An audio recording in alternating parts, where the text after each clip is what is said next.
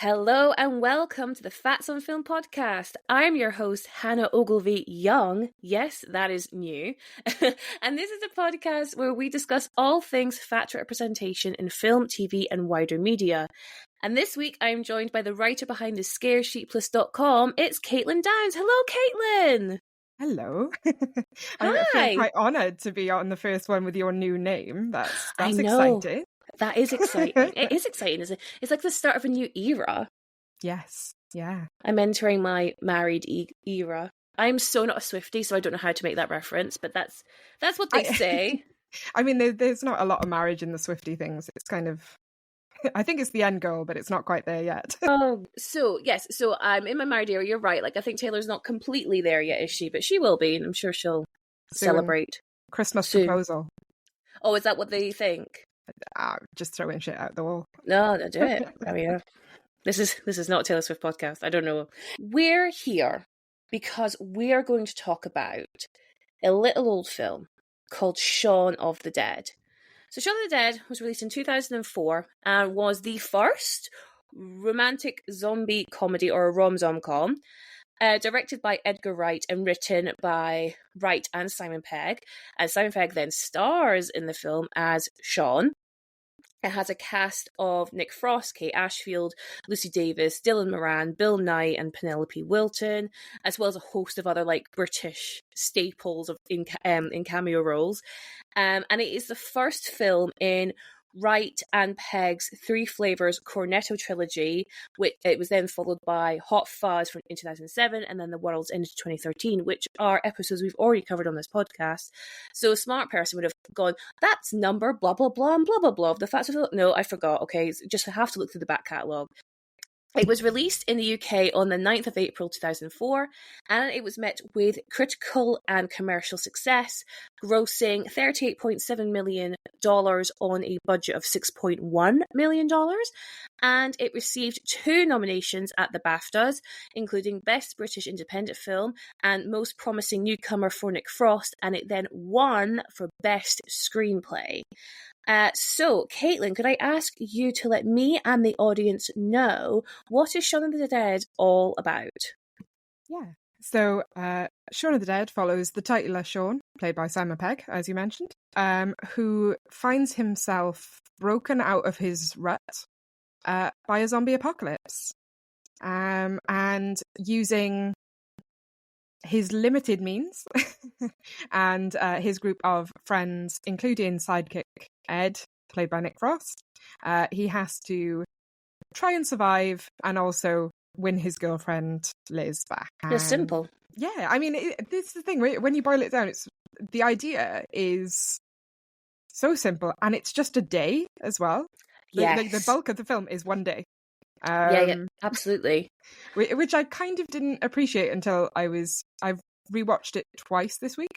Mm-hmm. I love that. That's commitment. I mean, there was a point where I think I probably watched this film at least once a month for about 2 years. Yeah. Wow. It's a real comfort film for you. Absolutely. Yeah. Mm-hmm. I think it's the strongest of the Cornetto trilogy, even though I like all 3. Like, I wasn't a latecomer to.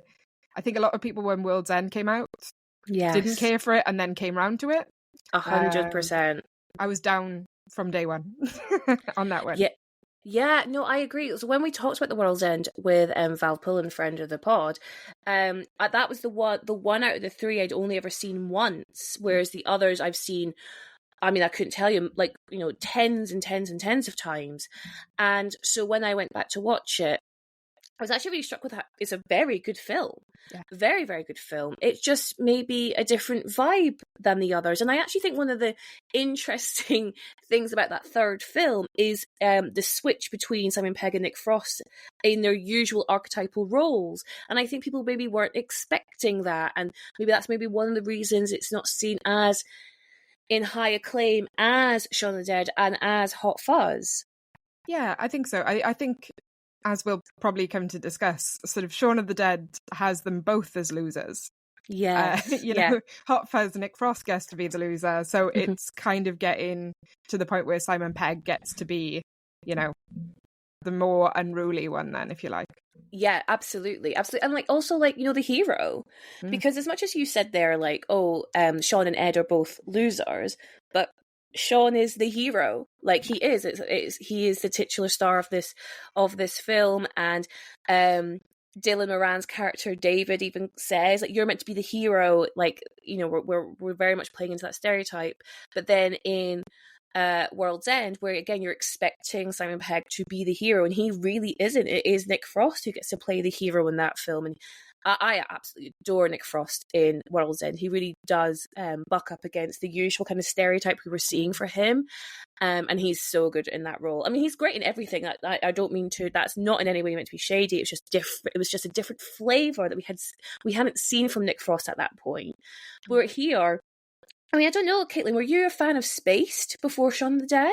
I think I came to it slightly afterwards. So Yeah. watched Shaun of the Dead and then went, oh my gosh, I have to find every other thing that these people have done. Yes. And kind of track back through that. I think particularly as Spaced has got that episode which is the basis for this. Oh, okay, tell me more. I do not know Spaced at all. Oh, really? Oh my gosh. Yeah. It has, in the first episode, my favourite visual gag that I've ever seen. I always quote it and I always think about it. And it's Simon Pegg and Jessica Stevenson stood in the kitchen talking about Scooby-Doo, and they're just getting to know each other, and he's like, oh yeah, I was always like Fred, and she's like, yeah, I was always like Daphne, and then it pulls back and the pair of them are dressed as Velma and Shaggy, so they've coded that way, and it's a great visual gag, and I think you can really see in a lot of Spaced where this kind of comes from, a lot of it in terms as well of casting, just in the sheer like a number of people they're able to get involved with Shaun of the Dead is absolutely down to the fondness that people had for Spaced. Got you. Okay. And so you said that there is an episode in Spaced that inspires Shaun of the Dead. Yeah, there's. I think it's. I haven't watched the show for a while, so I'm not entirely sure where it falls in there. But there's essentially an episode where they've all been staying up all hours, and they've all gone a little bit mad with sleep deprivation, and they start to see this zombie game come to life.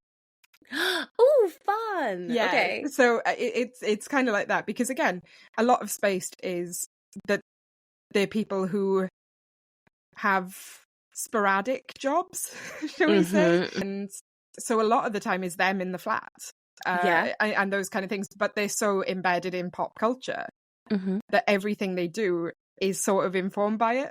So everything's a reference. Everything's, you know. It's great fun, and yeah, I you can see it all the way through this, in terms of just that fondness for everything. I mean, the references in this alone, the ones that are obvious are things like "We're coming to get you, Barbara." Yeah, I was just thinking, and then you have the like slightly deeper cuts, which are like Fulci's restaurant and things like that. So I didn't even clock that. Yeah, and it's like. It's the restaurant with all the fish or something, which I have to assume is the shark that the zombie fights. Like, I have to assume that it's a further reference to that. Oh my god. Okay, yeah, no. So it's so interesting you say that, Caitlyn, because like I said to you earlier, I have watched this film tens and tens and tens of times. But there were things I had never noticed before in this watch through. And I don't know whether it's because of just a little bit thick, or whether it's because I was looking at it from such a different lens this time around, whereas before I'm watching it because it's a comfort film, isn't it? I think for a lot of people of, you know, our generation and Gen X, when this film came out, you know, it was the one I remember the trailers on the TV, like the TV spots, especially, you know, the bit where they're driving to get Barbara and like hopefully kill Philip, and they run over the zombie and then they reverse back and then they realize it's a zombie. Oh, thank god, that TV spot is just burned into my brain. And I remember being like really curious, because if you think about this film, this is 2004, and actually, listeners, if you haven't clocked it, it's its 20th year anniversary, which is why we're discussing it right now. And this film comes out just only a couple of years after 28 Days Later, right? And so that's that new resurgence of not just the zombie genre, but British zombie horror. Yeah, and British zombie horror largely made for cheap as well. Yes, very good point. Yeah. I mean, I don't know what the budget was for 28 Days Later, but obviously infamously small. Yeah. This has a budget of $6.1 million, which actually is more than I would have thought. And that's, again, not shade to the film at all. It's obviously an incredibly well-made film. But for not even a spin-off, but to invest that much into a TV show cast and crew. Yeah. I don't know if we get that nowadays. I do wonder as well with a lot of that budget if it's going on the music licensing, because Edgar Wright does love his music. I mean, it's such an integral part of every film he's ever made, really. It is the music and the fact that it always embeds it in a time and place. And characters are all kind of informed by their music choices. I mean, in Shaun of the Dead, I'm thinking of like the fact that Shaun and Ed are up late listening to hip hop. Yeah. Well, it's not hip hop; it's electro. Yeah. Exactly. Get Sorry, it right. Ed.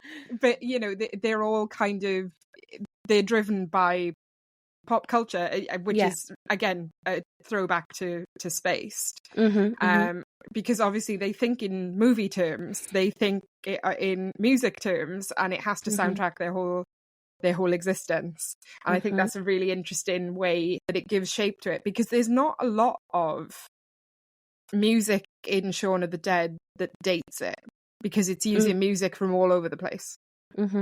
I think you can look at things sometimes when they're set in a certain year and they're meant to be set in a certain year. Yes. That they will just rattle out whatever was in the charts at that time. And Edgar Wright doesn't tend to do that. No, it's a very, very valid point. Because you're right. The soundtrack to the film, it's all over the shop and in the best way possible. But then I think the thing that does date the film, I guess the thing is, most things that date the film is the use of the phones, the tiny little button phones and the monotone ringtones that are playing throughout. That's what did it. But you're right, the soundtrack and clearly how important music is to Shaun and Ed's relationship. Yeah, and then that kind of follows the gang throughout the film. I think do you know what else dates it? Is Ed saying that he wants to go to the pub because he wants to be able to smoke. Yes. When did the smoking ban come in? Because I was I obviously must have been after 2004, but I was that can't be long after, no? It was 2007. 2007. Okay, so by hot fuzz, the smoking ban is in. Wow. Oh, poor Ed. He'd be so, well, I mean, he's no longer with us, I guess, in this universe, but he would have been so disappointed by that. Oh gosh, can you imagine? Oh, I love the idea sometimes of thinking how a certain character would react to something. Yeah, and that's a perfect. Oh, yeah. No, he'd be pissed. Yeah. No, I again just the smoking in general, though, right? The smoking in general, it's very, it's everywhere, and also I think this with a lot of the British films when they are centering a pub or a pub as a location, is just how much they drink, because it's so expensive to drink nowadays in comparison to what it was in the early noughts, that it's always wild to see when the film opens up and you've got Shaun just looking despondent because he's just having a quarter life crisis, isn't he? And poor Liz she's reached the end of her tether, but they're just, the table is strewn with empty glasses and empty packets of cigarettes and crisps and mini cheddars and stuff. You're God, you wouldn't do that nowadays. Yeah, it's too expensive. It's a real hub, isn't it? And I was thinking the other day about it's Dawn of the Dead. Yes, that has the thing about the zombies are going to the shopping malls because that's what they recognize. Yes, and I thought about how, I know it's sort of said in the film that they follow Shaun, but as well, there's a lot of it that's just going to the pub. Yeah, because when they get to the the garden with the man in his pajamas, and he climbs up the slide, and he looks over. There's so many more zombies than we've seen. Yeah. Already at the pub. Yeah, yeah. And it was when they were all crowding the bar towards the end of the film that I thought about it, and I thought, hang on, they've come home. Because the pub was a hub of community and things like that in a way that it's not now. And pubs are in danger. And I think what's really lovely is that this does have an affection for the quite eccentric, little bit shit British pub. Oh, 100%. It's a love letter. Yeah. Like the fact that this is their shelter. This is, this is where safety is. More safe than their homes. It's the pub. And I think as well, like, it's very relatable on a simple British level. My local, right? And I'm not going to say the name of it or exactly where I am. Yes. Because I would like to drink there. But the man who owns that pub hates that he is a pub landlord. Oh, okay. He just viciously hates it. He will turn off the latest sporting event just to annoy people. Every time you go to the bar, he kind of gets up like, oh, here we go. And he's just like one of these weird little people who you just go, this isn't the life you wanted, but here you are. Yeah, you just ended up here. Yeah, and you can just imagine that he would say something like, dogs can't look up, or he would have that kind of like very forceful belief in something that doesn't matter. Yes. And he'll argue the toss about it to anyone because he's just there and he just hates his life. I love that pub. It's great. No, you're absolutely right. Like they really nail the kind of the weirdos, when you have that scene where Ed's trying to cheer up Shaun by telling him the backstory for all the little loners that are drinking. These are these are people that we see in our society. Like, again, I'm not going to name the pub, and I don't mean to shade the person, but like we have our local pub and we love it. But there's always this one guy in there who's always just on his iPad watching whatever football is, and he's there every day. Like, and so he's one of like these locals, and I always think like, oh, they must be like their best customer. But then I also think, God, what does he do? Because he must be spending $1 in here, But yeah, it's not as, like you say, it's not as much of a hub for community now, which is a shame. Because it's just a different way of living and a different way of socializing, right? Yeah, like I almost think that Shaun of the Dead in its 20th year could be used as like a Save Our Pubs PSA. Yeah, like get everyone back together, get them to do a thing of like, the Winchester will save you. Yeah, well, yeah, exactly. Like anything like that. I'm sure, I wonder like how they feel now about pubs. Like, because like, not to say that they don't like them anymore, but like Simon Pegg is just like such a like uber star now. I'm like, does he still like a pub? I hope he does. Yeah. I think that's the thing, isn't it? To look at where they've all gone from this, which was quite a sort of, you don't want to say meager beginnings, because obviously no one's throwing 6 million at something that's not not kind of guaranteed. But yeah, it was really stratospheric after this. Absolutely. And I think you just saw much more of them as a package deal. People are not just wanting to see the new Edgar Wright film. They're wanting to see the new Edgar Wright, Nick Frost, Simon Pegg film. 100%. I think, like, if they announced a 4th entry into the Cornetto franchise, I think people would lose their minds. Yeah. Like, there is something they really did, hit a slice of fried gold with this like trio. And I guess like on that, seeing as I don't know much about space, but I do know that it's Jessica Stevenson. Is it Jessica Stevenson or Jessica Hines now? I never remember which one it is. Yes, so she's Jessica Hines now. Oh, okay, right, okay. Yes, so she was Jessica Stevenson until 2007. So she's Jessica Hines. Right, so let's get that right. So with space, my understanding is that they are the two leads in Simon Pegg and Jessica Hines, and so where does Nick Frost fall into the spaced cast? I think quite similarly to the way he is in Shaun of the Dead, to be fair, in that he is a eccentric. He is... I'm trying to figure out if, as well, that there's a bit in Shaun of the Dead where there's a reference made to the fact that Ed shot his sister with a rifle once, with an air rifle. Now, it's based, Nick Frost's character joined the TAs and gets very over-enthusiastic about that.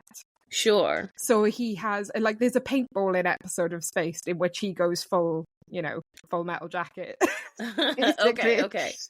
So yeah, he is sort of, again, a bit of a loser, a bit of a, an eccentric, not really doing very much, and very, very deluded. And I think that matches with Ed so well in Shaun of the Dead, because Ed thinks he's incredibly cool. Well, yeah. Well, I mean, let's transition. That's a really good segue. Let's talk about Ed, because, as much as I'd love my podcast to just be about film, unfortunately, there's a million and one podcasts doing that. So my niche is fact representation, and thank the Lord for Nick Frost, because he really does fall into that category for us. And he is now. Well, I'll be now talking about Nick Frost's character for the third time tonight. So Nick Frost plays Ed, as you said. He lives with Shaun, and Shaun's housemate, I should say, definitely not Ed's housemate. Shaun's housemate, Pete, played by, oh my god, Pete Serafinowicz? Yes. I'm right, yes. Okay. Yes. I just suddenly thought, because it was two Petes, and I was like, are they both called Pete? Yes. That really threw me. Yes, and so we understand that at some point Ed came round for a party and just never left, right? Yeah.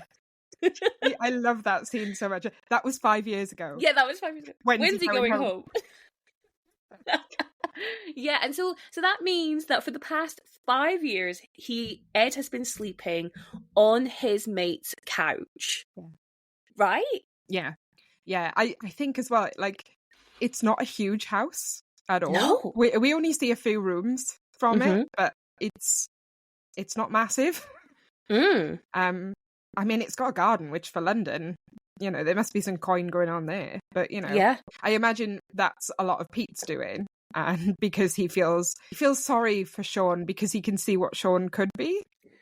Yeah, he loves Shaun's potential, but not Shaun's reality. Yes, yeah. And I think people see Ed as a kind of anchor to Shaun in the sense that it is Ed keeping him in one place. Yeah. That everybody else would force him to raise his game, to be better. And Ed just loves him as he is, really, which is quite sweet. He does. So we know Shaun and Ed have been, friends since primary school. So this is a long time friendship. He's known Pete since it sounds like uni or college or something like that. And like we say, like Ed, he just sleeps on their sofa for 5 years. He doesn't work. He sometimes sells weed. Sometimes, he plays the PlayStation all day, every day. He's smoking indoors, which I don't know, maybe back then that's not really a big thing. But definitely now I clocked it and went, oh, okay. Yeah. And there's always some empty cans of beer that just kind of scattered around him, right? And then we compare him to Shaun. So Shaun does have a job. It's not the best job in the world. If we are to rank jobs, he's in an electronics store salesman, like maybe like a Curry's, but maybe a little lower rent than a Curry's. And he goes to work, he comes home, he hangs with Ed, he plays the PlayStation, they go to the Winchester, and that's his life, right? Yeah. I think the thing as well, that's the thing that Pete gets annoyed the most about is the thing that Ed's at home all day, but he won't take any messages. or he only takes messages for himself. Yes, what he says, if you're going to play Answering Machine, can you please take down all the messages? It's not that hard, is it? And I do love the mocking of the on a little bit of paper, and then as he walks away, you've just got "I am a prick" written down. Is so good. I do the comic timing on this of a lot of the sight gags. I mean, they sell it all so well, because there really is on some things it'll be like you've got time to process the gag. But on this, there's so many times where you're like, well, that's a gag on a gag on a gag on a horror reference, on a, music reference down the way. So I think to process a lot of these things, there's so many layers going on. Yeah. It's a very well thought out film. It's encouraging you to watch this film 2, 3, 4 times to make sure you're getting all the little moments and gags. And there's that fantastic scene, I think it might be my favorite scene in the film, when Shaun goes to the little shop for the cornetto, and he's retaking the same walk he has done the previous day, and so now we're seeing it through the eyes of the zombie apocalypse. So the car's been smashed in, the door's wide open, when before we saw someone just coming out to go to work. The runner runs by, but this time he's running from something. And I always love that scene because, you're just looking in the background for all these little nuggets, right? And all these different Easter eggs, like, oh my God, what happened to that? Like, faceless character. We didn't know, like, what's happened. And the world building within that is so clever because it's so subtle and it's just juicy to watch, right? Yeah, and it's not for nothing either, because it does build that idea, because all that scene does is sort of sell you on the fact that Shaun is in such a rut, he doesn't notice that everything changed around him. Yeah. But within that, you get to serve all these different extra purposes. You get the gag of the guy coming up for change and he's got no dog anymore, and and things like that. The thing I love as well that comes back is the kid who's kicking the football, and they get a jump scare out of it. And then a little bit later, Ed pushes him, and there's no reason for it. No. He runs out of his way to shove him. Yeah, he does. And then get in the car, and it's But I think it's interesting with Ed is because no matter how frustrated people are with him, no one ever weaponizes his weight. Nope, not at all. No one ever mentions, like anything to do with his size, which in other films, to be fair, I don't think it comes up in Hot Fuzz, or maybe actually a little bit because of the whole food thing. And because I was noticing it's because it's something, unfortunately, when I start to watch films through this lens, I'm always like looking, unfortunately, for the stereotypes that they want to employ. And one we see a lot is obviously fat characters eating a lot.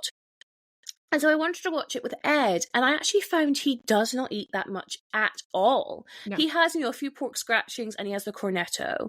Yeah. And that's it. There's no, like constant munching of crisps. He if anything, like his vice seems to be smoking more than anything. He's always got a cigarette on the go. And I think that's, again, interesting because, I personally, and especially in the characters we see in film and TV, smoking is not associated with larger characters. In fact, you're probably more likely to see it with smaller characters, smaller bodied characters than fat ones. So I think that's an interesting tell. Obviously, he does drink a lot, but so does everyone in this film. Yeah, I was thinking, in terms of stereotypes, it's that, fat characters are lazy or they're not doing exercise. Yeah. And I think it's really interesting because actually it's only the fact that Shaun has got a job that he goes anywhere. Yes. For me, within the film, laziness and kind of not living up to your potential is seen in both bodies. 100%. But then to challenge you on that though, but Ed is seen as lazier, right? He is, yeah. He is seen as lazier. And also watching it this time, I mean, I had noticed it before, but again, through this lens, he is so selfish. Mm-hmm. Like the scene when he's crashed Pete's car because he really wants to drive the Jag, right? Again, fantastic joke. You were parked. Like, it's so good. And he's like, oh, I guess we'll have to take the Jag. and they get in the Jag, and he's playing the music far too loud. He's not listening to Shaun. And when Shaun finally, says, you need to, pull over, and he finally does that ridiculous, donut fucking drifting handbrake break. And then he's like, oh, chill out, everyone's fine.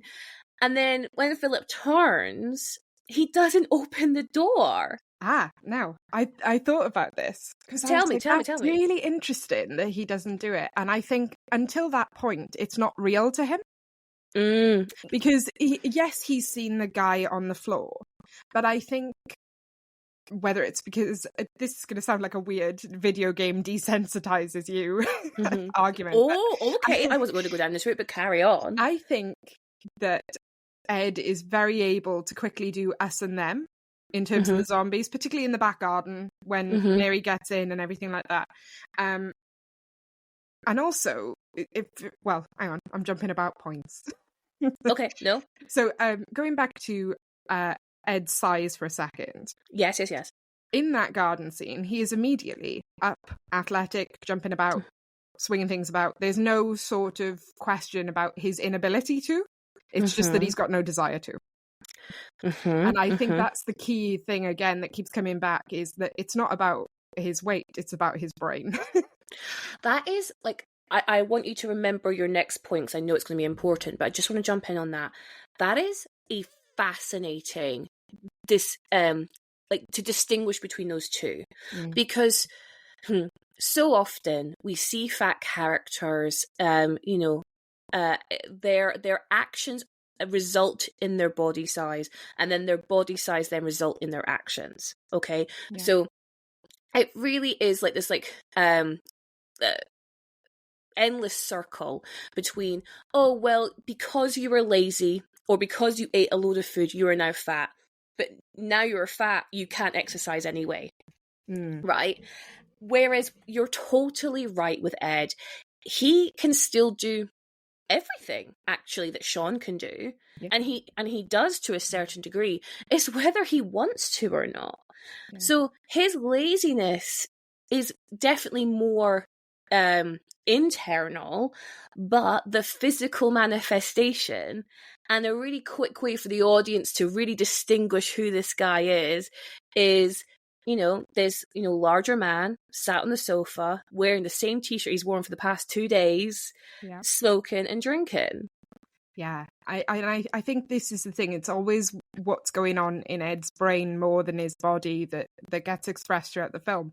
So as you were saying about his refusal to open the door when Philip has turned and everyone's in trouble, I think that's shock. I think that's Ed suddenly having to confront the fact that what he's involved in is real, and it's happening to people that he knows. Yeah. Up until now, it's kind of been people they don't know, random passers-by, people who are attacking them as well. This is the first time where, and I mean, obviously Shaun's got a problem with Philip because he chased him around the garden with a bit of wood. But Ed doesn't have a problem with Philip. Not really. Unless he just vehemently is defending Shaun. So if Shaun doesn't like you, well then I don't like you. You know? Yeah. But I think it's still that suddenly it's very real to him. I agree with you there. I do agree with you there, but to just challenge your point, then we go to the zombie, the man in his pajamas, and then we have that gag where it's the female characters, it's Liz and Diane who are helping Shaun defeat this zombie, and David and Ed do nothing. Yeah. And I think Ed says something like, oh, you seem to, you were fine. Yeah, you had it handled. You had a handle, it's no problem. So do we think, I guess there's two things there. Is his inability to not step in to help Shaun just because it's a good joke that the men aren't helping? Or is it to do with his character? Yeah, it's interesting, isn't it? Because I think it is to show up the selfishness of that character.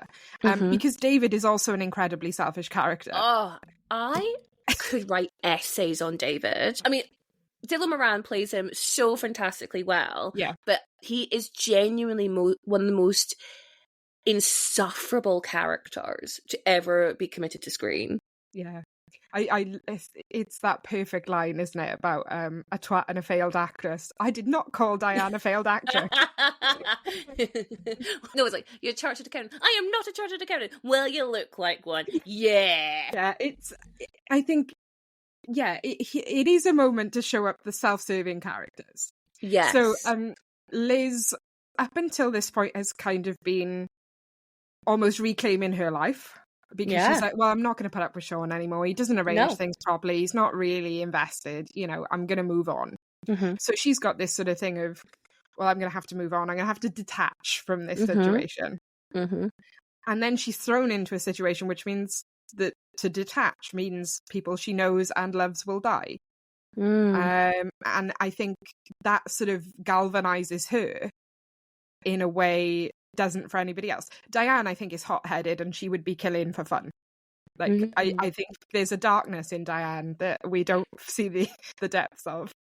Oh, she has rage. Yeah, I mean, when David gets pulled out the window because he's being an arsehole, and she just takes his leg and goes off to hit people, it's like, I wouldn't be surprised if she makes it. No, well, apparently she does. I see. No, because I remember when I had the DVD, and in the special features, they had the storyboarded scenes that obviously never got filmed, and one of them is, I remember one of them being, how does Shaun give the zombies a slip around the Winchester, and the other one was Diane surviving. Wow. And I remember, again, I haven't watched this in like 100 years, so bear with, but I'm sure she gets out there with David's leg and then immediately realizes what she's done. And so she climbs up a tree and just sleeps it out and just waits for the military to get rid of her. And I remember at the end, it was the idea that, she's still really good friends with Liz. Oh, wow. I like that. Yeah. No, I know. I love it. I love it. And I'm so happy because I really like Diane as a character, because she occupies this. I know we're dancing around all the characters team. Like, we're just go with it. But Diane as a character is, where David hates Shaun, and obviously Liz is no longer on Shaun's side either. Diane is always quite gracious with Shaun. And she does defend him, and she does fight on Shaun's behalf, and she tries her best to like be a really good part of this like gang that are just trying to survive.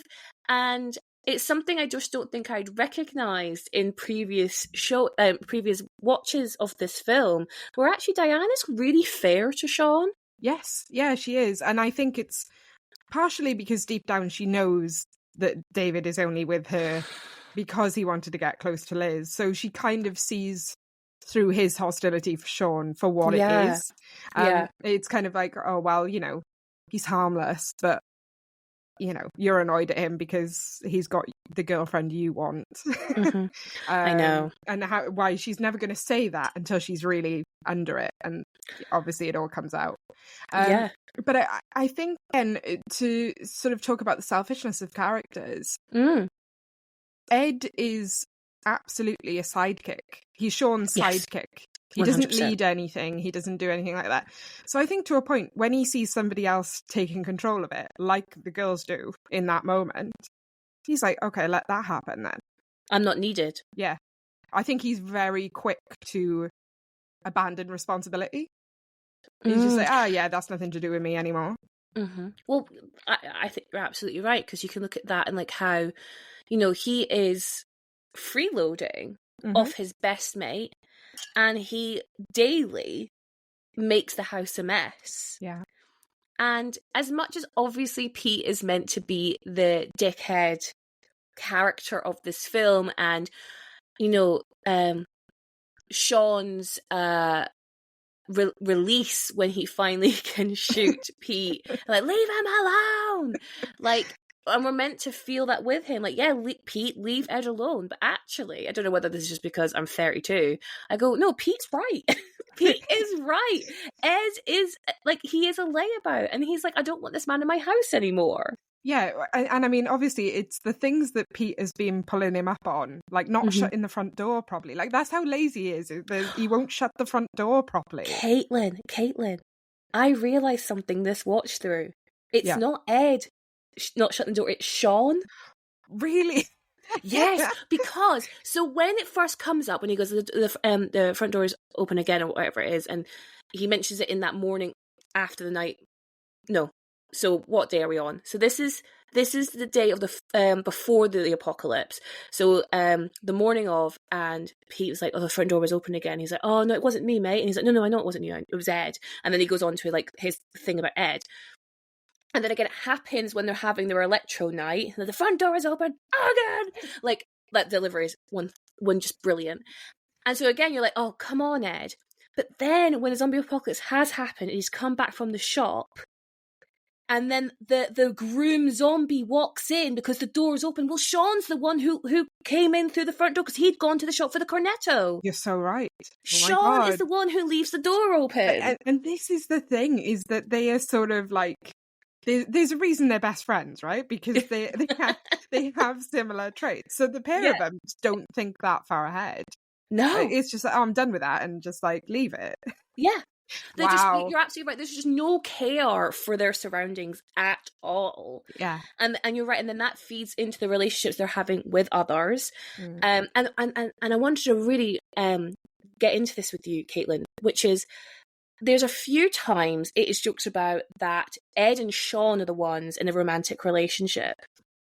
You know, thanks, babe. Yeah. And this watch through, I wondered whether actually Ed doesn't like Liz. Because I don't think he is romantically interested in Shaun. And I say this as someone who will see it everywhere. You're going to ship everyone. Yeah. No, I want to make it clear. I don't think romantically. But I thought he might be jealous of Liz because Liz is a pull on Shaun's time. Yeah, and he wants to be Shaun's life partner. He's been Shaun's life partner for however long. They live together. Yeah. Liz and Shaun don't live together. Yeah. I think it's quite interesting because Shaun is really fiercely defensive of him. Yes. And strange because you don't really see that. You don't see why he has that kind of loyalty to him throughout. I don't think until the end, when it's very clear that he's not going to ask them to take him with them. That he's like, no, just light my cigarette and leave me here. You two go off, and it's a real handover to like, you need this relationship more than you need my relationship. Like, I think it's a real moment of recognition for Ed that that is the partnership that will do Shaun the most good. And I think as well that leads quite nicely into the fact that he ends up as a little shed pet. Because actually, does Ed want to do anything else other than that? I mean, this is what Pete hypothesizes at the very beginning. What does he say? I know I wrote it down. Yeah. He's a fucking idiot. You want to live like an animal? Go live in the shed, you thick fuck. I mean, fucking brutal. And that's what ends up happening. But you're right, actually. If you look at that final scene with our final trio, that is Ed giving up his hold on Shaun, you know, most importantly in the basement, and letting go so Shaun can rise up into the light with Liz, and, you know, hopefully rise up into a better future. And like you say, Ed then gets, you know, the thing is, if you think about Ed as a character, we know nothing about him. No. You know, you know, we don't know what his wants or dreams or aspirations, and you could argue it's because he has none. Yeah. So you're right. Maybe he is more than content spending out the rest of his days as a zombie in the shed. Yeah, I think no one can bother him about it anymore either. Like, no one can ask him to do anything more than he's doing. Mind, actually, they can, because a lot of zombies are working because they're doing service jobs. So, like, even then, in zombie terms, he's still not slacking. That's great. That is great. I had to clock that. Because it's like, all the rest of society tries to work them in and be like, oh, well, they can do this job, they can do that job, which is very Tory government, by the way. How do we utilise this free workforce? And even in those terms, he refuses to enter into that society. He's like, no, leave me in the shed. Leave him in the shed. And I think it's quite interesting because, and I think a lot of this is to do with Nick Frost's performance, because he is really compelling to watch. And I've kept my thirst under wraps now for quite some time. Okay, no. We must release this. Yes, unveil it. Let us all know how you feel about Nick Frost. So I think Nick Frost is one of the most beautiful men on the planet. Like, in almost every role that I see him in, I'm like, wow, he's a beautiful man.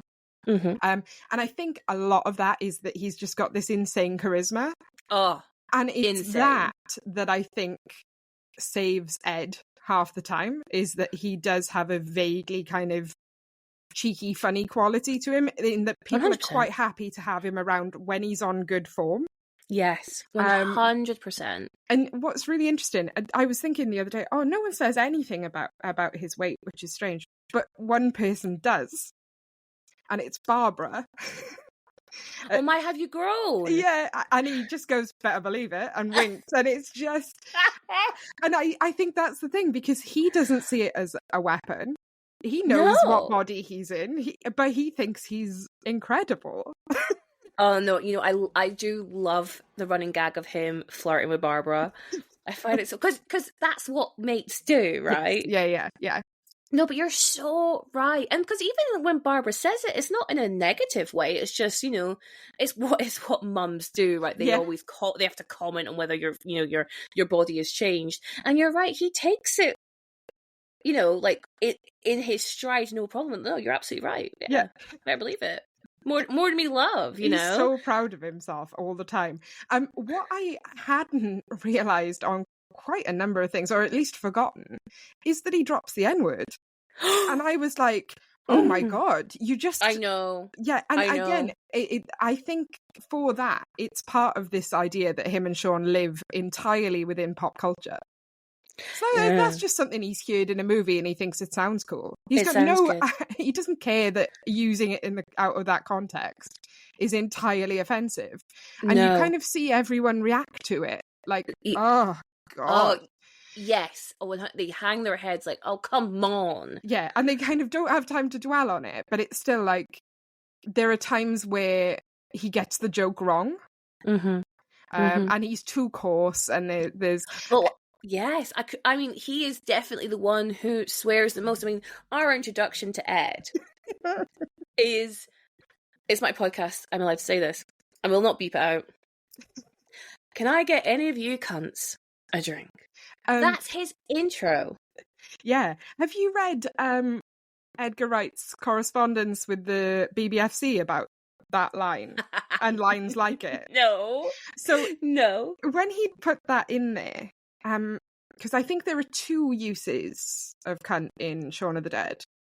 Or maybe there's one in Shaun and one in Hot Fuzz or something like that. Either way, Edgar Wright wanted to make sure that they were aiming for a 15 in terms of a rating.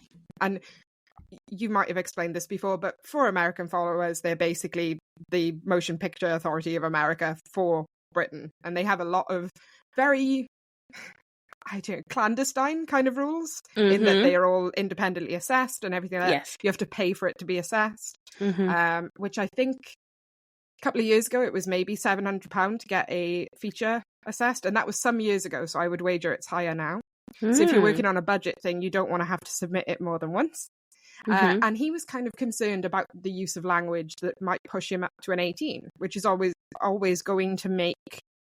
It's going to reduce your audience. You know, if you can get it in as a 15, and realistically, there's nothing else in it that would push it up. It's not that violent. It's not that bloody. You know, I mean, maybe David.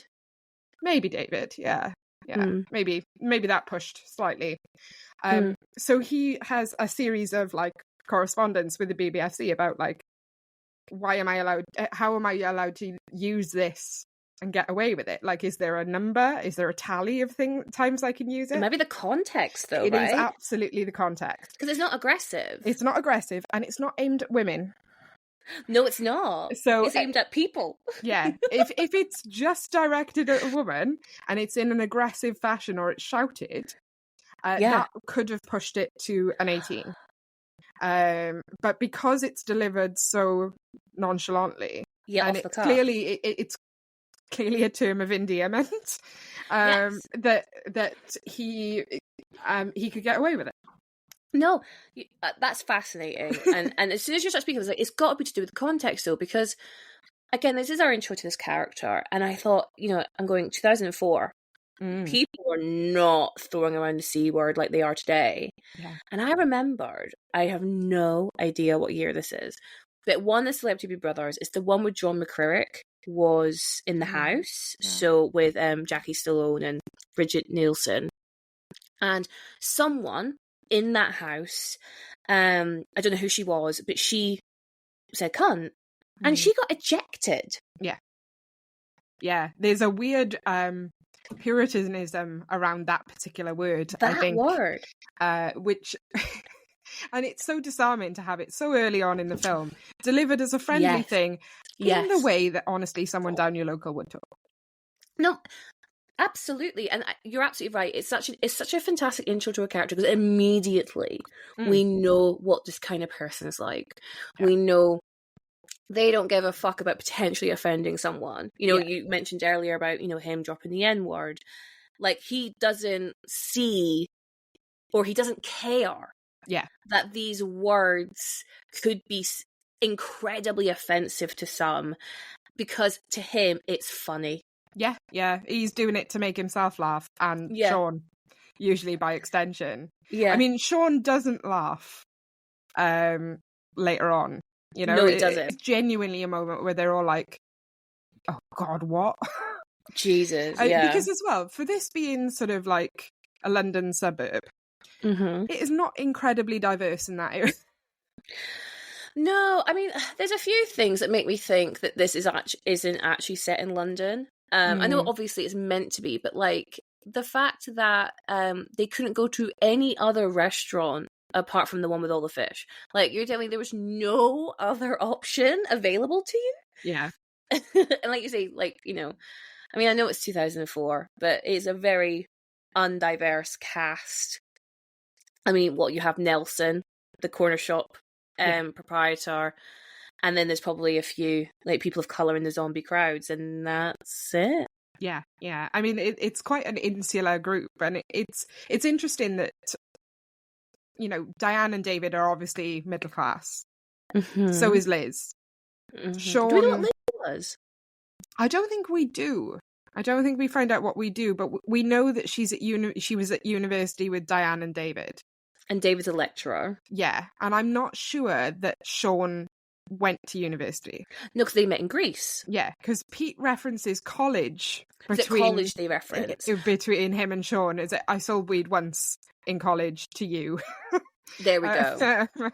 So it's like, they've met obviously across sort of class barriers. So I get the impression that her worldview is probably much more vast than Shaun's. Shaun is still in this very like white bubble, but also so is she, because she's kind of fallen in with the uni types. Yeah. It'd be interesting. I mean, like, just for our own understanding, it'd be interesting to understand the backstory of how all these people are meant to have met. Okay, so let's bring it back to Ed for a sec. So Ed, we've said, he is lazy, and he swears like a sailor. Yeah. He drinks and smokes all the time, but that's not actually necessarily just him that does that. But like, what are his more positive qualities, do you think? I think it's absolutely loyalty. And like I say, going back to the idea that he sort of freezes. When he's not... First of all, he freezes if he's not being explicitly directed to do something. But he freezes because he's in shock at it happening to someone he knows. And I think he knows that even though Shaun and Philip have a tense relationship, that Shaun cares what Barbara thinks, and he knows on some level, even though he's being a child about it, that Philip does make his mother happy. So I think there's an element of Ed that is actually quite... He's got empathy, he doesn't always employ it. So I think he's able to read very carefully things. Like, I think he reads without a word the fact that Shaun and Liz really want to leave without him at the end. I think he knows he's not really welcome. Not really. And I think he's quite perceptive at that, at knowing actually when to stop. When his entire thing up until that point is that he's always trying to overcome a barrier or a boundary. He's always kicking over it a little bit And that's the first point at which he goes, I can't do that anymore. So he does have some self-awareness, I think, but definitely his loyalty, because it's his loyalty and his affection for Shaun that comes to that realization. Well, I want Shaun to do well, and he's not going to do well with me. Yeah. Well, and also, if he was to stick around, he would put Shaun at risk. Yes. Because he could turn and then kill Shaun. And then what was all this for? Yes. Right? Yeah. So I do hear you. I don't know, like, I think he definitely loves Shaun in his way. But he's also just so... He makes bad decisions. Yes. And he doesn't take accountability for those decisions. No. And I get that accountability is a much more modern word, and we wouldn't be saying this in 2004. But, like, a really good example is when the phone rings when they're trying to get into the Winchester pub. And Ed, 2-6, just answers it. And again, like, I love in this universe that that the mobile phones are still working, and whoever this guy is still absolutely fine. Like, I think that's a really fun gag. Yeah. But, you know, he doesn't recognize the severity of the situation. And, you know, you mentioned there that, you know, for you can explain away why he doesn't help them get out of the Jaguar, because he's stunned, he's shocked that Philip, someone he relatively knows, has turned on his best friend and could potentially kill them all right now. But here, he is now objectively aware of the danger, because he's seen it multiple times by this point, and yet he answers that phone when they know they're in a very precarious situation. And then you get this long overdue outburst from Shaun when he says, like, no, I've been putting my neck out for you for years, and you keep fucking things up. And I know I wrote it down and I just can't find it. Oh, here it goes. I have spent my entire life putting my neck out for you, and all you ever do is fuck things up and make me look stupid. And that's when David then smashes the window, they all get in, and Shaun has to go give them the slip. But, like, what's your interpretation of that scene, and how does that affect Shaun and Ed's relationship, especially where we know how it ends in the end? Yeah, I think the main thing that separates the sort of loserness of Ed and Shaun, in essence, is that Shaun is able to step up. He is able to lead. I mean, when he starts quoting Bertrand Russell, and then they have to go, was that on a beer mat? Because you know he doesn't know that. He's just retained it off, you know. But yeah, he starts to take on the role of a hero. Ed never really does. No. You know, he'll fight alongside Shaun, but he's truly a sidekick. And I think that's the thing, is that, like, it's that realization for Shaun, certainly, that this man is going to get him killed. And he's kind of already killed him once, because of where he is in life. And if he sticks around, he's going to do it again, but more drastically. And he's going to kill Liz too. And I think... But there's a lot of selfishness with characters throughout this, so it's really difficult. So I know everyone finds it desperately sad that Barbara turns, but she knows. I'm here for the readdressing of Barbara, because we always acknowledge that hiding a zombie bite is terrible behaviour. Yes. Very bad behaviour. Yes. She does that. She does. She gets into a small enclosed space with them. While she knows, and she's seen it happen to Philip and everyone by that point, she knows what's going to happen. And she still says nothing. And you do have to wonder if... I've gone slightly too deep now. No, please, I love it. I absolutely adore it. If you have Barbara, who is a character who chooses consistently the path of least resistance, in what ways has she passed that on to Shaun? So, for example, like, Barbara has stayed with Philip, even though Shaun hates him. Shaun stays with Ed, even though everyone hates Ed. They're in the same kind of relationships, where a lot of their people find their chosen partner, if you like, quite objectionable. But the other person is louder, so they stay. That is a fantastic take. I fucking love it, because you're spot on. I totally, you know what?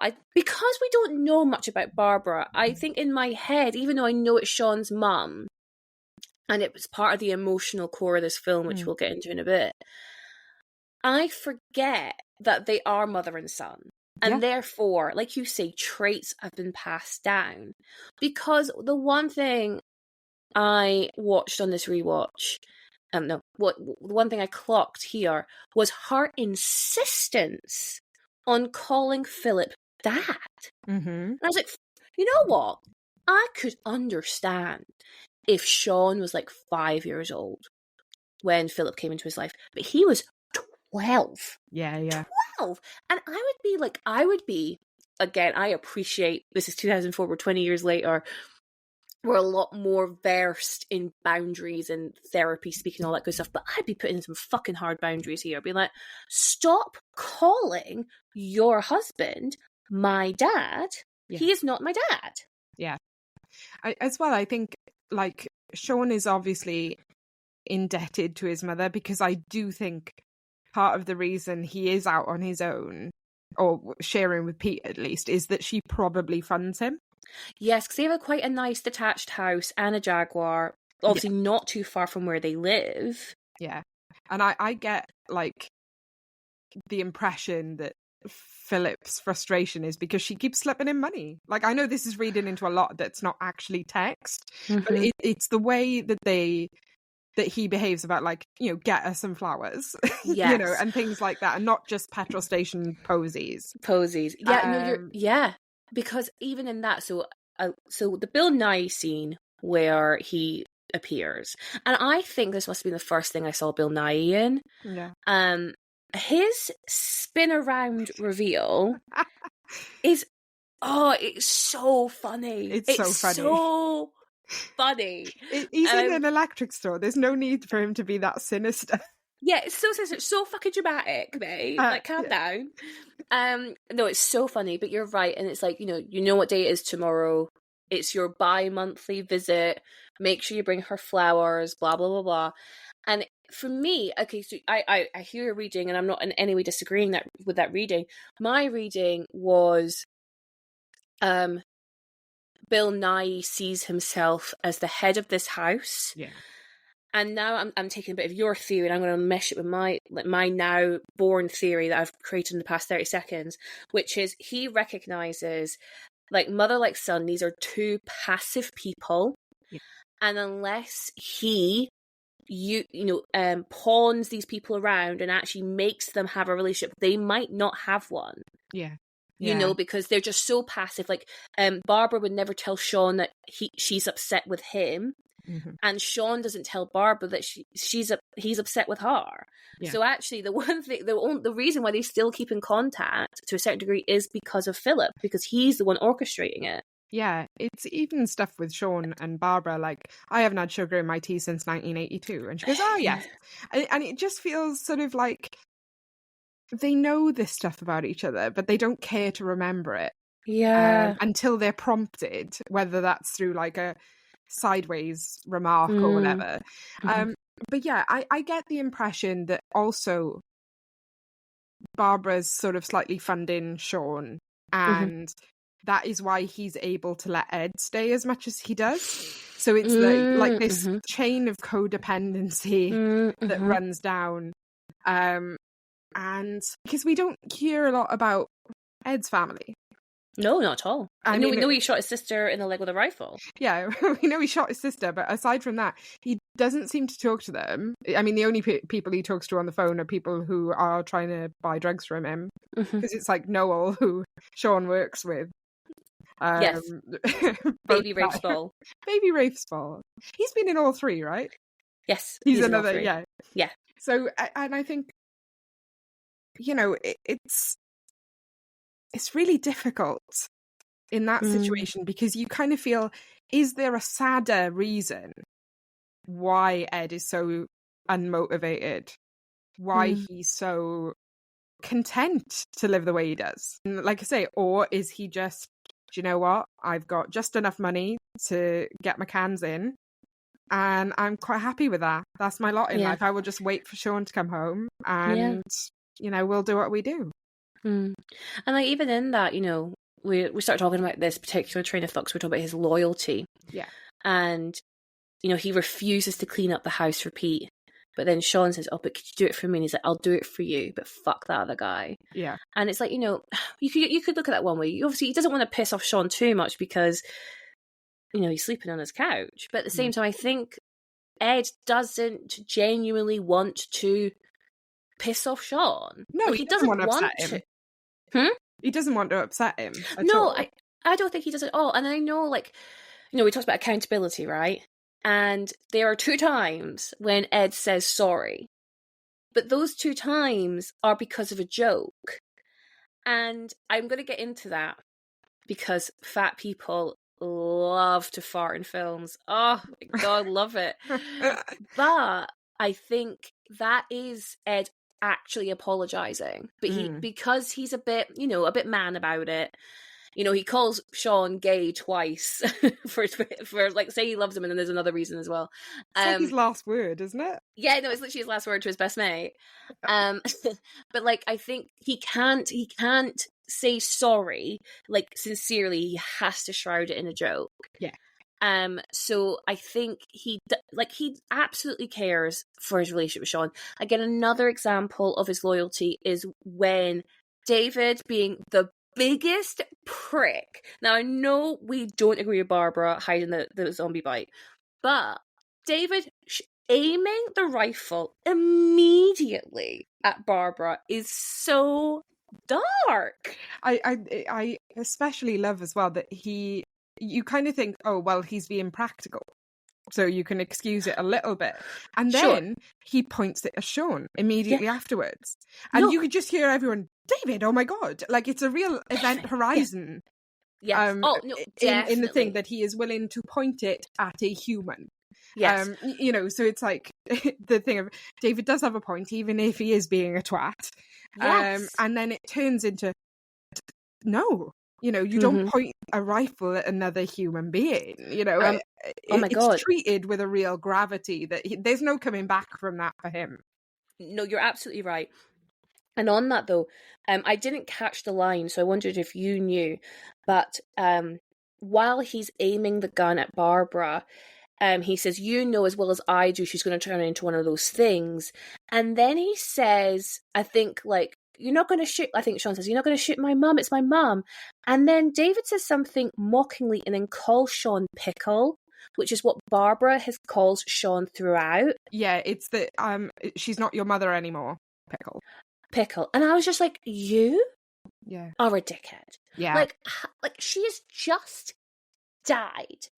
And you are already rubbing it in his face. And I was like, you are so rude is not a strong enough term. You know what I mean? He is so callous and so unsympathetic to Shaun's plight. He, as much as he has problems with Philip, that is a man he did grow up with in a father figure role. So he's had to watch him die. He's now going to have to watch his mum die. He feels responsible for everyone in that pub because he has brought them all there. And you are just twisting that knife. Yeah. I fucking hate David.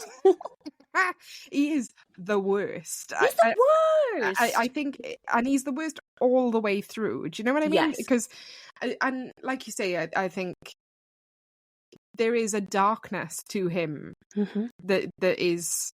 Yeah, it is the whole Charlton Heston chartered accountant shift. That's the quote. It's so weird because he is otherwise this very mild-mannered, passive-aggressive person. Yeah. He's sniping, but nothing thing. But he is perfectly happy by the looks to shoot Shaun in the head. Well, he pulls the trigger. Yeah. And it doesn't go because it's not loaded. Yeah. So he was going to kill Shaun in that moment. Yeah. You have to wonder what the plan was after that point. I mean, just fear, rule by fear. Yeah. Yeah.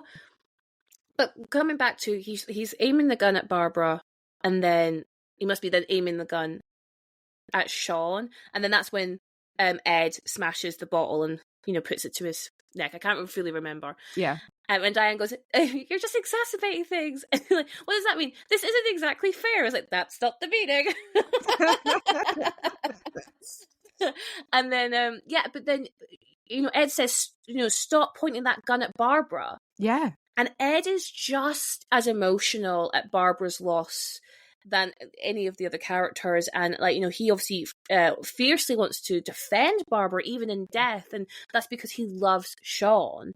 And especially, if they've known each other since primary school, then he's grown up with Barbara as well. And I just think, that's a really, as much as obviously then it's then played for comedic relief to a certain extent, he is gritting teeth. Yeah. He wants to annihilate David. And then after that scene, you've got David saying, we're going to have to make a run for it.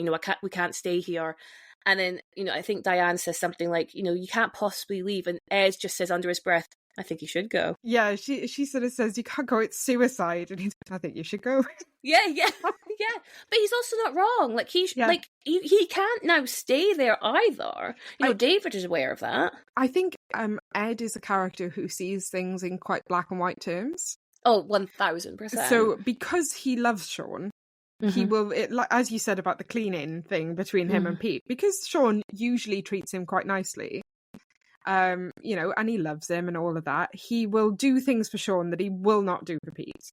And the same thing here. He's like, well, actually, David's a terrible person, so I've cut off all humanity towards him. It's gone. Yeah. No. I'm with Ed, though. I'm with Ed. I'm like, yeah, no, you should go. Another, just the choice of language in this one particular phrase, when they're having their electro night and Pete comes down to be like, "It's 4 a.m.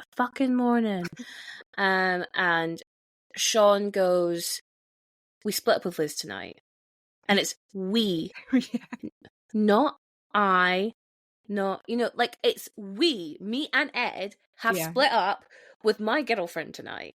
And it's because they are a pair. They see themselves as two. There's not, it's not, him and him. You are the same. I'm trying to make a substance reference. I can't do it. What's the line go? One. You are one. You are the same. But yeah, I just think that's again really interesting. That just shows, you said that phrase, their codependency on each other. Yeah, I do wonder as well, the fact that we don't know very much about Ed's background and family life. I think it's quite possible that Barbara has been a bit of a surrogate mother to him. And like I say, to be honest, you do wonder. He shot his sister in the leg with a rifle. Did that get him exiled to a certain point? Maybe. Did he get Asboed out the house? I don't know. No, you're right. You're absolutely right. So let's bring it back to this idea of fat stereotypes. So we've mentioned quite a few, but then as I kind of alluded to earlier, there are some that they just can't get away from. And I cannot tell you, Caitlyn, how prevalent it is for fat characters to fart in films. Oh, okay. It is everywhere. And I've talked about it a lot. So I've talked about it in Shrek is a really, really obvious one. Yeah. But it does happen in that. As much as a lot of people are shitting themselves in Bridesmaids, it's really interesting that Melissa McCarthy's character is the most visceral when it comes to shitting in that film. You could look at Homer Simpson. I know they're cartoon characters, whatever. Thunderpants, if you've ever seen the film Thunderpants with young Rupert Grint, that is about a fat kid farting. It is everywhere. And for me, it's just kind of evaluating that stereotype. It comes across as if there's this belief that fat people don't know how to behave in public. They either can't control their bodily functions, or they don't realize that they should. And this adds into this crassness. It adds into this unsophistication.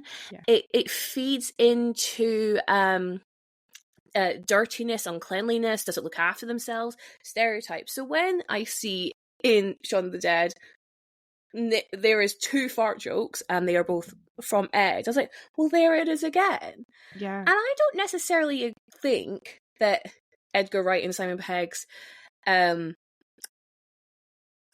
motivation for including those fart jokes was because, oh, well, you know, Ed's a fat guy. I really don't. It doesn't play out that way, because there is such a lack, in my opinion, a lack of employing those stereotypes in other places. But it is really telling how it's still there. Yeah, I mean, for you, do you think that having... Because obviously Simon Pegg and Nick Frost write together with Edgar Wright and everything like that, so he's heavily involved in the creative process in a way that a lot of actors wouldn't necessarily be. Do you think that makes a difference to kind of the most egregious things, and then the farting in Shaun of the Dead comes back to them having like this more bro humor than anything? Yeah, I definitely think, to answer your question, you can tell that Nick Frost helps to flesh out his characters so well. Because if you compare it to the other ones in the Cornetto trilogy, like, as much as Danny in Hot Fuzz is playing your dumb, stupid, fat guy stereotype, he's so heavily involved in the action. Yeah. And he becomes a hero alongside Nicholas Angel. And so, as much as it does, like, you know, the kind of like Uno reverse on that one, where it's like, oh, you just think he's a child, like, you know, they infantilize him, and, you know, he's just like, you know, having chunky monkey ice cream and things like that. But then they flip it to be like, no, he's been like arguably, you know, emotionally abused by his dad, and that's why he's like, you know, a bit of Arrested Development going on there. But again, his weight, as much as it helps sell that storyline to the audience, it then flips it to be like, yeah, but he's still gonna, you know, jump through the air firing both guns at the same time. He's so involved in the action.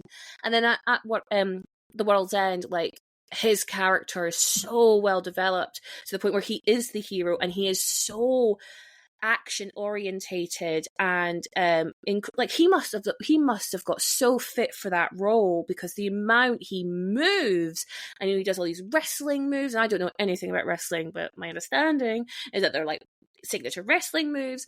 And, you know, he is the hero of that film, and fucking love him in The World's End. I mean, I think that's the interesting thing, though, you say about wrestling moves. Like, there are a lot of fat wrestlers. And whose weight becomes an advantage then. And yeah, I think there are huge issues with the representation of fat wrestlers, because they are often portrayed as disgusting or as... So... Oh my God, do I need to do an episode on wrestling? I mean, maybe. I think... if I had to reference one thing, and anyone who's a wrestling fan will understand this, but there is a wrestler called Rikishi, and he does a move called the stink face. Oh, no. And I can already tell that you know where this is going. No, I do, unfortunately. So it's really interesting, because that is a signature move that kind of amps up that, like, having this guy's ass in your face is debilitating. And then also he's gonna sit on you afterwards and break a rib, or, you know, so but it's very much focused on disgust. Yet there are female wrestlers who will use the same move, and it's used as titillation. Yeah, of course. So what about, are there any fat female wrestlers who do that move? I don't think, but they tend to be treated as monster types, like, fantastic. You know, built different. Sure. kind of way. I mean, I'm not sure that wrestling is where we need to be looking for any kind of positive female representation, but it is there, kind of. But yeah, I think obviously Nick Frost and Simon Pegg are wrestling fans. Oh, are they? Yeah, massive wrestling fans. So you can tell when it turns up in bits of choreography, particularly The World's End. I think there's a few instances of it there. And they've had a few, like, interviews where they brought out how much they love wrestling. So it's just like a bros together thing, isn't it? And it's sort of, I think, obviously I'm a wrestling fan, somewhat lapsed now, but still able to see it. And it's about theatricality. It's about bodily comedy. You can see how, with their style of comedy, that they're quite attracted to it. So there's a physical thing to it. There's lots of pop culture references. So they really borrow from that quite a lot in what they do. But yeah, as you say, with like those fat stereotypes, like the stink face, like the farting, there's a preoccupation around digestion. Yes. Which assumes that, because someone is fat, they must be eating a lot, and therefore their digestive process is different to somebody else. Yeah, no, you're absolutely right. I think it's this idea that the reading is they must be eating so much and putting their digestive system at such distress because they're eating the wrong things as well. Oh my God, not the wrong foods. That their digestive system cannot process it, and therefore they let out big stinky farts. Yeah, well, it goes all the way back to, and oh my God, I did not expect to be digging through this kind of academic. Oh my God, tell me. So it goes all the way back to Rabelais and the idea of the carnivalesque. Okay, please educate me. I have no idea what you're talking about. There's a novel that was basically a critique of the elites and royalty and corrupt political systems, and it made its way in terms of like the theme of carnival.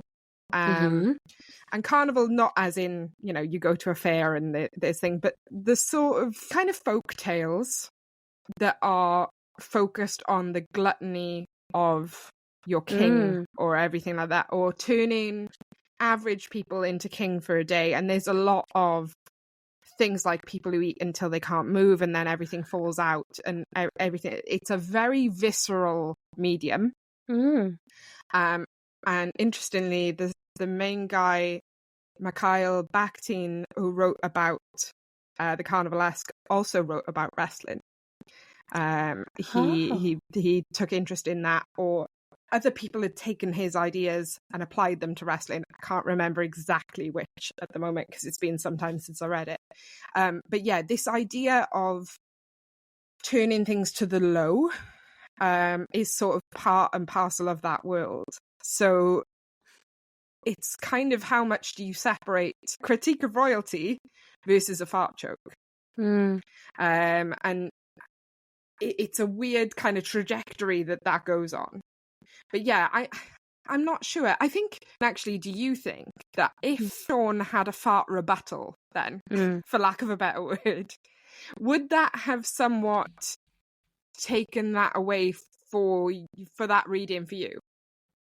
If they're farting at each other, does that change the meaning of the fart? Yeah. No, well, I think it's interesting because I'm challenging myself, because my reading in the Shaun of the Dead is actually that it's not necessarily about a fat stereotype. It's to do, like you mentioned, like bro humor. Yeah. And I can back that up by the gay jokes. Yeah. It's very of that time. It's just two men just farting each other. That's what they do, allegedly.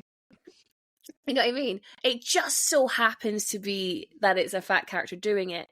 And okay, I would feel differently. I'd probably be like, oh, I'm 100% correct in that bro humor assumption if Shaun did like a fart rebuttal. I love that. It reminds me, this is so niche, but this reminds me of the Scooby-Doo scene when Shaggy and Scooby-Doo are like farting at each other. That's how I have in my head. So if there was a bit of that, then I'd be like, yeah, grand. But I would fall back into, oh no, we're playing on fat stereotypes, if there was another joke or another comment about, say, Ed stinking. Like, say, if he hasn't washed in a few days. If there was something like that, I'd be like, no, we're playing on some fat stereotypes here. Yeah. But because we don't have that, I'm like, oh no, actually, I think they were just playing with some bro humor, and it just so happens to be that Ed's a bigger guy. That's interesting as well, isn't it, in terms of, as you say, about the stereotype of smell, and whether that's farting or sort of the idea that someone is lazy and not showering. You never get that with Ed. You just assume that he stinks of smoke and beer. 100%. And the fact that he obviously sleeps and wears the same t-shirt like every day. But there's no, there's no repulsion to Ed, like at all, like No. at all, like No, the they're in complete close opposite. quarters of the car with him, and you would think there's almost an opportunity to do a gag there if they're all in a 100%. very small space. If you were thinking along those lines, or that's Yeah. how you want to represent that character, you'd Yeah. do that. But he Yeah. just, he's smoking constantly, so he smells the smoke. He just smells of smoke, yeah. And I think this is it. So when I come down to, like, okay, so are we employing any fat stereotypes? I think, and I don't know whether this is the right or wrong thing to do, and I'm happy to be criticised either way, but especially when I reflect on the rest of the trilogy, the Cornetto trilogy, and how good those kind of fat stereotypes are to a certain degree, I go, actually, I think here we're not employing anything. I think I think it's just Nick Frost is a bigger guy, and that's it. Yeah, I think, and isn't that a strength that comes from them being genuine friends as well? So like, I think, like in a Hollywood production, for example, where you have someone who's donning a fat suit, it's because no one knows an actual fat person. Please. So it's kind of this idea that, they have a fat person in their lives every day of their life. He's an integral part of their life. He is not remarkable. Nothing about his weight is remarkable, and they don't treat it as such. It's not a unique selling point. No. And because they know him so well, they don't need to play on any of those things, because they know it's not true. Yeah. I mean, if you want to smell farts, you walk around a vegan market sometime. Well, I mean, this is the thing, right? You go to a yoga class. You put anyone in downward dog for long enough, some things are going to happen.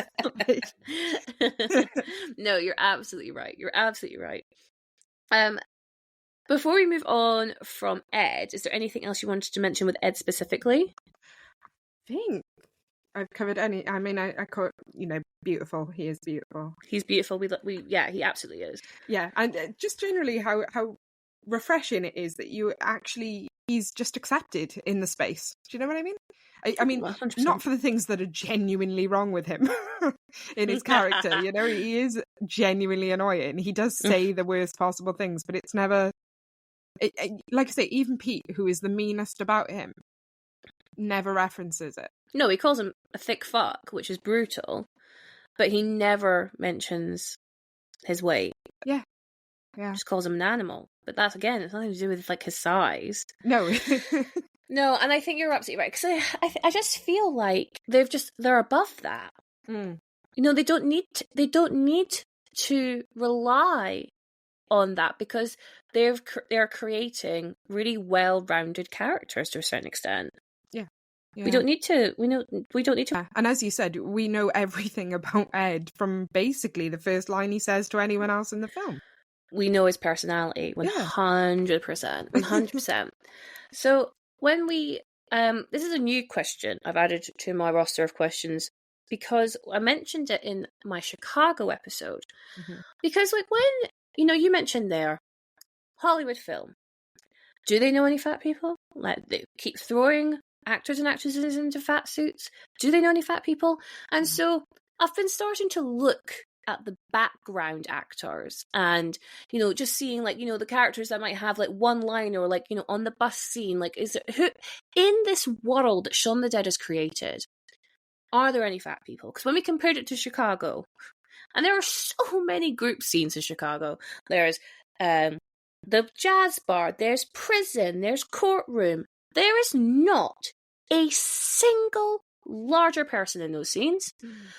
And so I was like, well, the fat people don't exist in this world.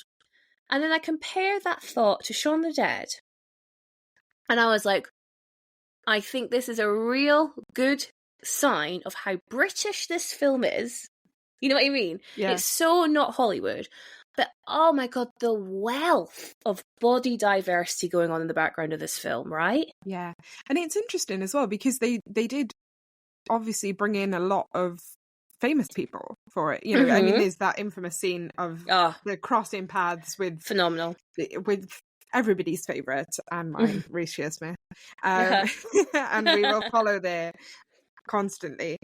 Also, there's a version of him with David that I would love to see, because he would fire that gun immediately. If we know anything about Rishi Smith characters, it's like he's fired that gun 5 times by the time anyone else has picked it up. But yeah, I think it's interesting, because I was looking through the cast list earlier, and it's quite interesting the number of people who are kind of in it as zombies at a glance.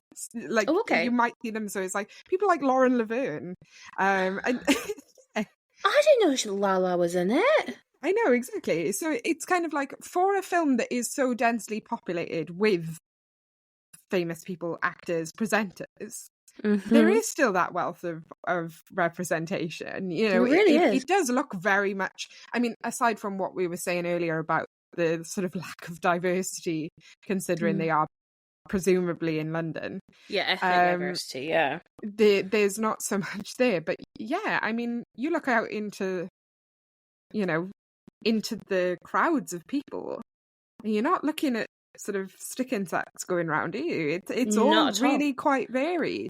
Very varied. And like, you know, think about when they first meet Mary in the garden, there's a girl. You know, and then the second zombie that somehow makes his way to the back garden is this, you know, big guy. Yeah.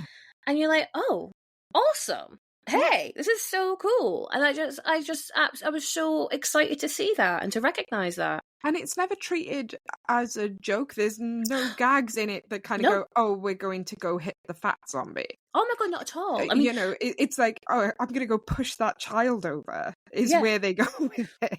No, and even like when he was like, you know, do you want the girl or I don't know what Ed says specifically, like, do you want the girl or the other man? And then Shaun goes, the first one. Yeah, yeah. But that's more a comment on Shaun. Yeah, than anything, you know? And I just think, yeah, you're absolutely right. There's again, in another film like Zombieland, that is a joke and a half. Oh my God, that they just, you know, they'd be like so excited to make a fat zombie joke, because they make a fucking fat victim jokes in like the first 5 minutes of that. I fucking hate Zombieland. I don't know why people like that film, but like, I'm like, come on. But you know what I mean? They would love that joke. And Shaun of the Dead don't even see it as an opportunity, because it's just like, oh, it's just another man who's been turned into a zombie, you know? Yeah. And it's interesting, because this film does really make quite a thing about recognizable zombies. Do you know what I mean? That recur. So you've got yes. Obviously, Michael Smiley is there as his character from Spaced. At the where's pub Michael window. Smiley? He's playing his character from Spaced, who is Tyers. So he's in like a yellow reflective thing, because in Spaced he's a rave enthusiast delivery man. But where By the is end he of this, in the I'm film? selling Space to you.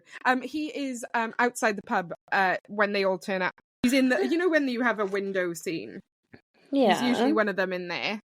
Oh my God, I've completely missed this in my like last 50 watches of this film. I'm literally Googling it right now so I can see what he looks like. But I think obviously because he's Tyers, not Michael Smiley, that's, you know. Maybe. Yeah. But yeah, there's sort of the fact that Pete comes back. I do know the zombie. I know him. I know him. I didn't realise that was him. Yeah. Oh my God, I'm learning. So this is what I mean. Like they do like a recognizable zombie. Like there's a black teenage zombie who appears quite often. Yeah. And you know, it sort of helps to cement the idea that they're just waiting. You know, they're not going anywhere. They're still coming. And there's something in that recognition. Well, yeah, because then Pete turns up. Yeah. And that means he's had to have walked all the way to the Winchester. Which was lucky, because Shaun left the door open, obviously. Shaun. Imagine that the reason Ed dies is because Shaun left the door open one last time. Change your own theory against you. For a Shaun moment. is the reason why Ed. Well, no, because who else bites Ed? It's not. Oh, they all do, but they all have a good chunk, don't they? Yeah. It's the fact that because he stops to go, look who it is. That's right. Oh my god. And I'm so, like, in that scene where like Liz is trying to like keep everyone at bay, and she's just like, Shaun, and he's just not even like near her. Like, he's like too busy preoccupied over there. Like, Shaun, help us out. Come on, babe. Come on. Because of course Ed says, like, after the hip hop night, like, next time I see him, he's dead. And of course, yes, he doesn't see him at all until the point he's taking a chunk out of him. Yeah, because even Shaun never tells Ed. No, he doesn't tell him he's turned. He just goes, get in the car, He just gets in the car. Yeah. So it's this thing of, they make a lot of the fact that there are repeatable zombies. You know, the barman is not a small man. John. You know, there's an entire sort of, I mean, we've not mentioned that set piece yet. No, but then even with like, I mean, on that, you know, to bring it back to Ed for a second, Ed's part of that set piece. Yeah. Again, like, there's no doubting Ed's energy. No. As soon as it comes to like capability. I think it's that thing again of he has to be pointed in the right direction, but once he's pointed in the right direction, he'll do it. You know? He'll get there. Yeah. You've just got to tell him explicitly what you want him to do, and then he'll do it. Oh, Ed. Jesus. But yeah, I think that there's an interesting thing about the amount they return to zombies, and yet all the gags are about character traits rather than their size. Yeah. Like the guy he's got the groom's outfit on, and then you've got, like you say, the kid with the football, and you know, the homeless person like asking for change. They're all like, they're just like archetypes, but you can recognize them from their costume rather than any like physical attributes. Yeah. So at some point, I think you see Snake Hips' boots disappearing, boots. and Yes. So it's kind of, it's all these like little motifs that you're given, but what's much better about that is it tells you so much more about the character than just if you wanted to make a quick fat joke. Do you know what I mean? It's so much more rich. And as you were saying early on about the world building of this, that all contributes. The fact that there are all these different types of people with all these little quirks that everyone's aware of, and yet there's no sort of like, there's no comment on anyone's weight, really. I mean, the rest of the central team are not big. No. Do you know what I mean? They're reasonably small. But again, there's no difference in physicality between them and Ed. In fact, in a lot of cases, Ed is doing a pretty good job. Yeah. You know, and I think as well, what's interesting is Ed disappears under the horde of zombies. He's hidden from them. So they don't even make any kind of move to be like, oh, he's more visible. No, he's taken under with them. There's no, you know, he's just overcome by them, which I think is really interesting.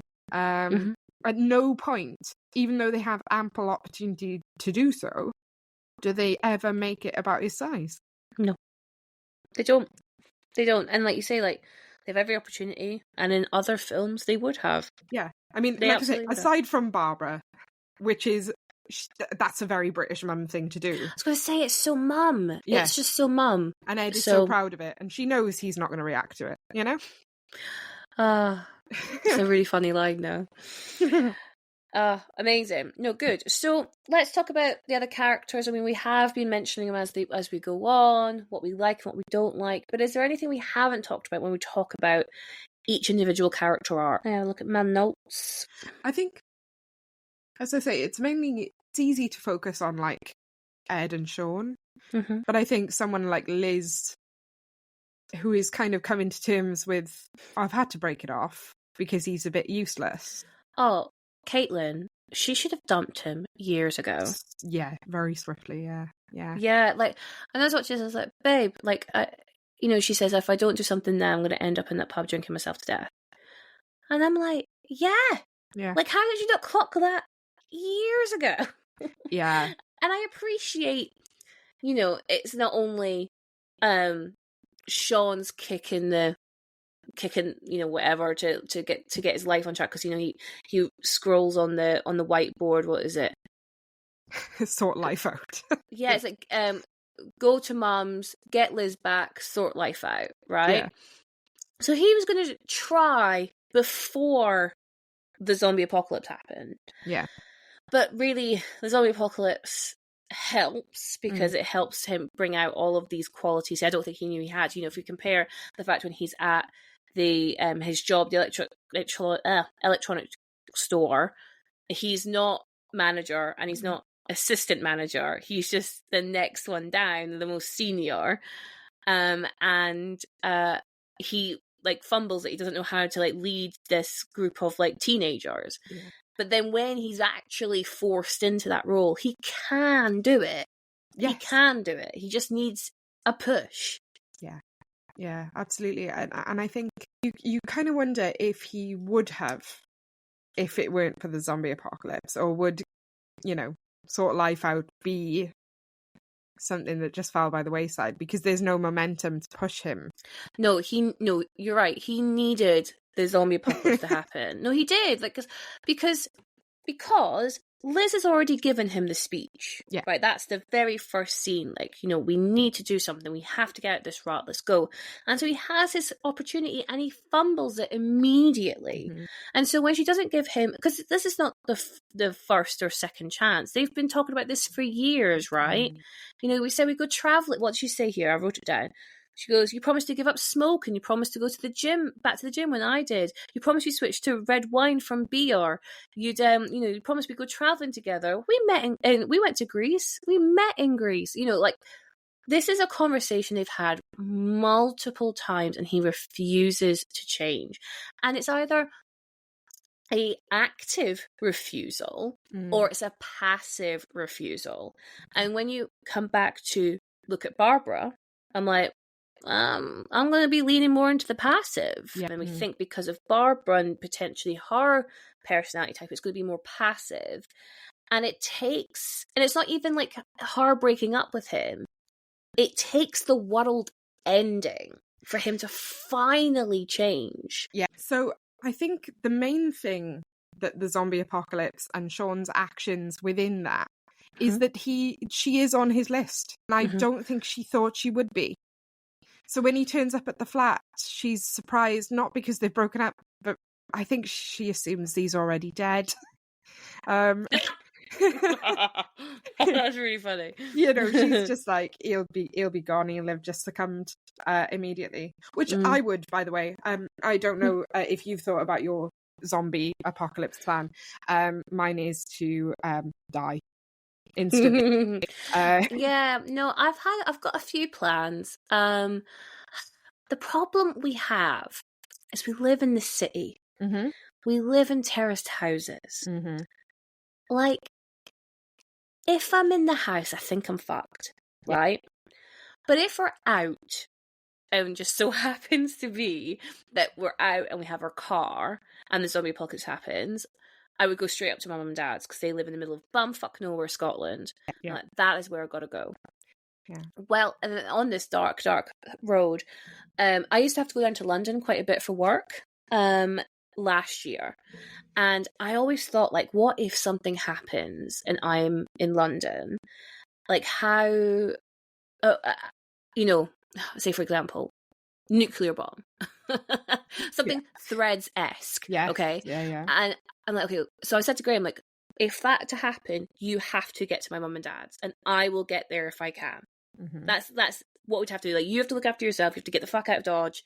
I will try and get there if I can. And if I'm not there in 6 months, you can probably assume I'm dead. You know what I mean? Yeah. So dark. Because he was like, no, I'll come down. I was like, no, you can't come down. If that happens, you cannot come down. You have to go up. Yeah. No, I think, and I've expressed this to friends, I would die probably by my own hand the first time it came on the news. But what if it's a joke? What you need to substantial evidence that it's actually happening first. Immediate surrender. Immediate. Take me to your leader. I'm done. I'm done. But we did find out that I'm weirdly buoyant in water. Oh, and yes. One of our other friends can't swim. So I was like, cool, I will kill myself and then you can use my body as a weapon. That's so fucked.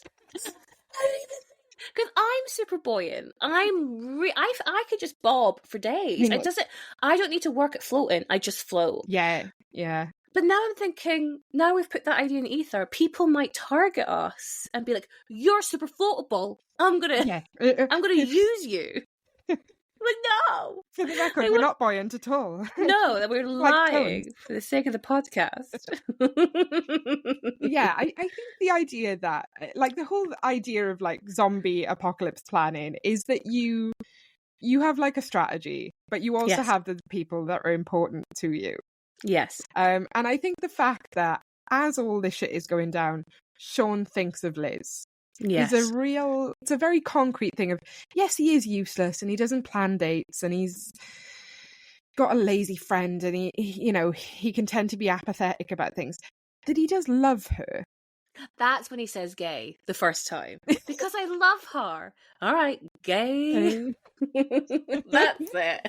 But yeah, that I think is a big wake up call to her, that it's like he does mean well, and he's prepared to put himself at immense risk for me. Mm-hmm. Yeah, so you're right. So if you think about his plan, it's immediately to go to his mum's. Yes. Yeah. Go to his mum's, then kill Philip. Yeah. Sorry, Phil. Sorry. And then go get Liz. And unfortunately, Ed doesn't even get to talk. Like, what about his loved ones? What about, he doesn't seem... That's not part of the plan, right? Even Pete is not part of the plan. And he lives in this house. Yeah. Yeah, he doesn't factor in at all. So he's got a very, like... He includes Ed in his plan. Of course. But as a sidekick, Ed has no motivation of his own for that. He doesn't have anyone he needs to save. He's like, you're coming with me. But yeah, he kind of organises the people he needs to go get. And it's all these people who he's let down.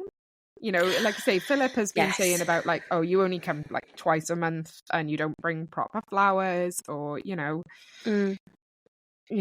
all of these things. So he does register in a time of crisis who matters, I guess, I think. Yeah, and Liz matters. Yeah. And I think the impression he's given her in the lead up to that is that she doesn't. She comes second best. Yeah.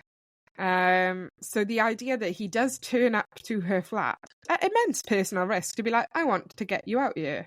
And also, I'll take your shitty friends with us as well. I'll take your flatmates as well. Yeah. Well, I mean, that's the best bit, isn't it? Like, everyone tags along, because in Shaun's plan, he thinks he is the center of the universe. So therefore, his mum will come no problem, and Liz will come no problem, forgetting that they are also sentient beings who also have other loved ones who they may want to come with them to safety. Yeah. And again, like, it's just, he needs to grow the fuck up. Yeah. Because he doesn't even consider that by the time he gets to his mother's, that Philip might have bitten her anyway.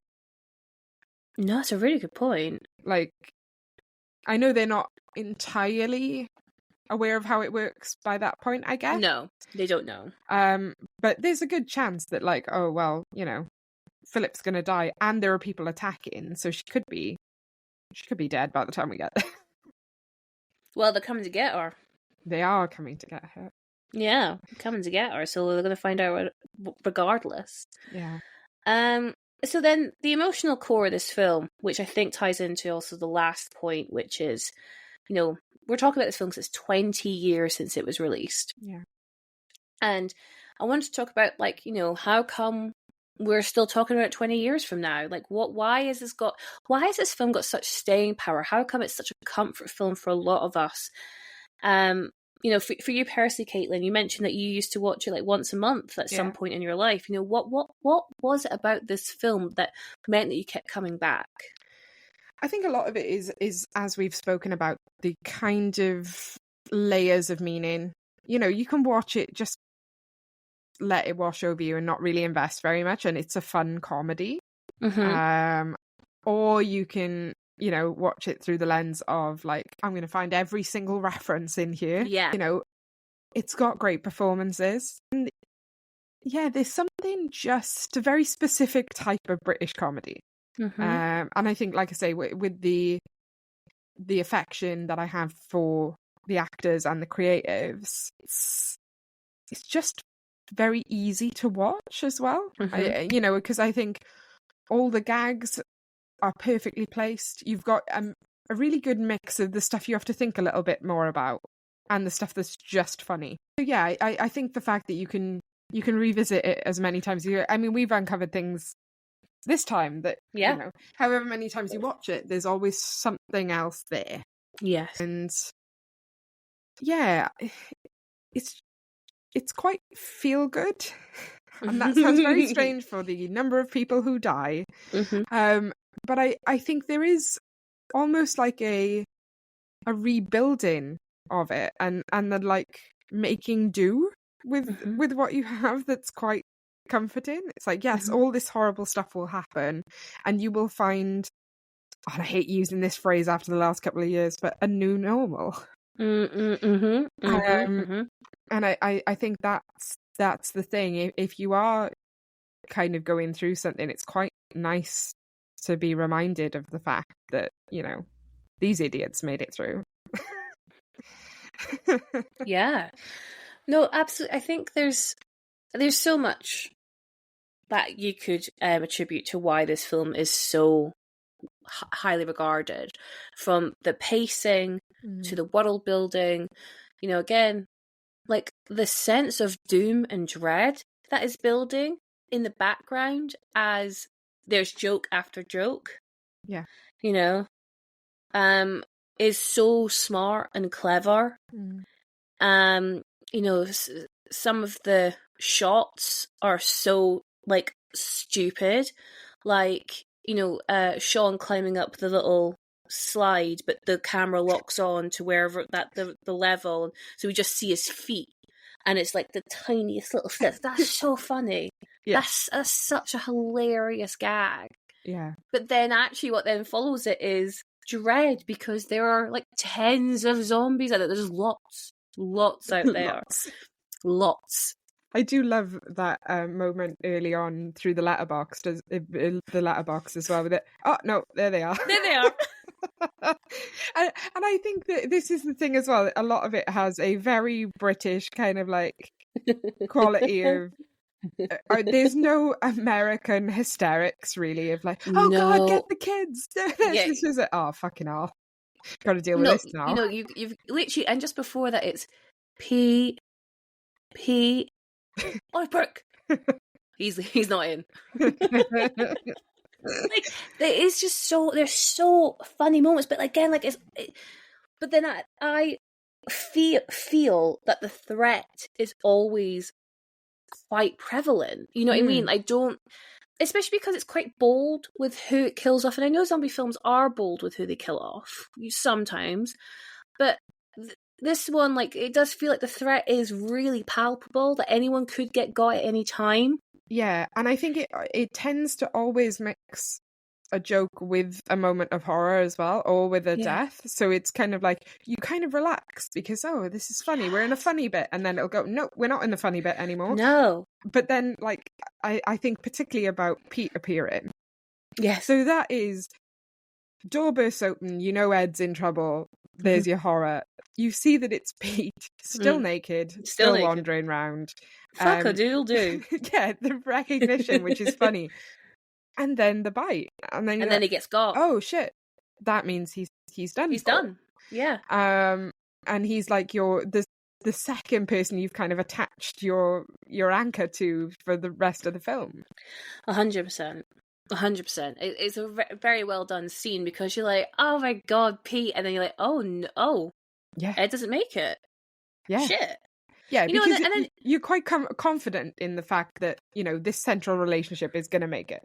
This buddy comedy, and I often think it would be interesting if the Cornetto trilogy had been made in a different order, whether you would have a different expectation for that if you watched it as the third film. Ooh. Because it's like, if you get to that point and you think, oh, I love watching these two together, and they always live and they always do well, and then you watch it and, oh no, Ed's dead. I think that's got a lot of impact to it.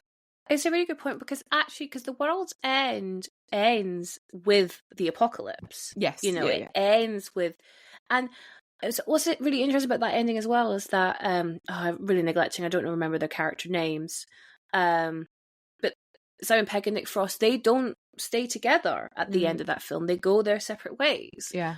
And so I for for a number of reasons, I think that's one, it's not what we expected when we watch a Cornetto trilogy film because it ends in such a depressing way. And I'm not saying Shaun of the Dead isn't depressing, but like you say, there is a feel-good ending. Liz and Shaun move in together and the house looks nice. Yeah. And their Sunday is very chill, which I think is really interesting. Like, she wasn't asking for a lot from Shaun. She just wanted a life together. Yeah. Which didn't revolve around the fucking Winchester. So, there's some real happiness to be found in the mundanity.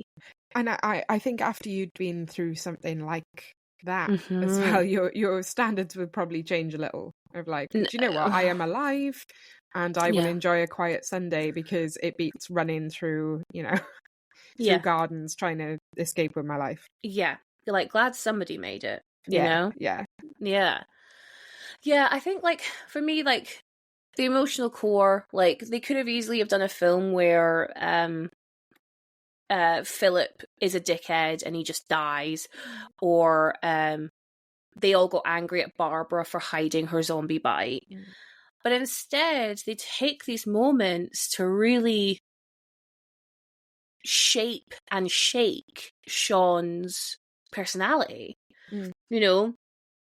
Philip apologising for maybe being super strict with Shaun growing up and explaining why and explaining actually his reasons were really selfish. He wanted to be the father figure and maybe that's just not what Shaun needed, but he didn't care because that's what he wanted. And recognising that all on his deathbed is like really quite poignant and sad. And Simon Pegg is acting his ass off in that scene and like, well done. And then again, when Barbara goes, it's so emotional and it's so sad. And I think, like, those moments in a serious zombie film would be taken super seriously, but they're in this rom-zom-com. Yeah. And I think it's, like, a real testament to how well they balance the tightrope of genres that they're walking down.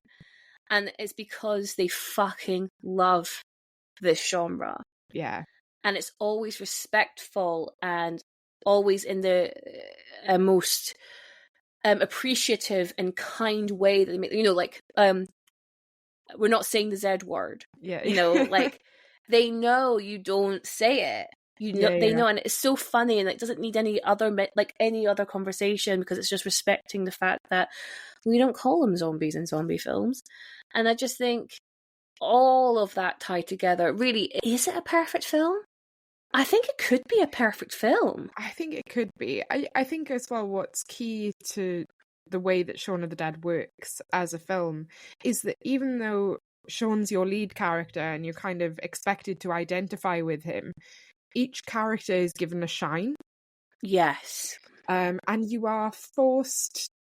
It's quite an objective film. I think you're forced to view it through multiple different viewpoints. Yeah, it is entirely... Yes, David is being a twat about it, but he's got a point.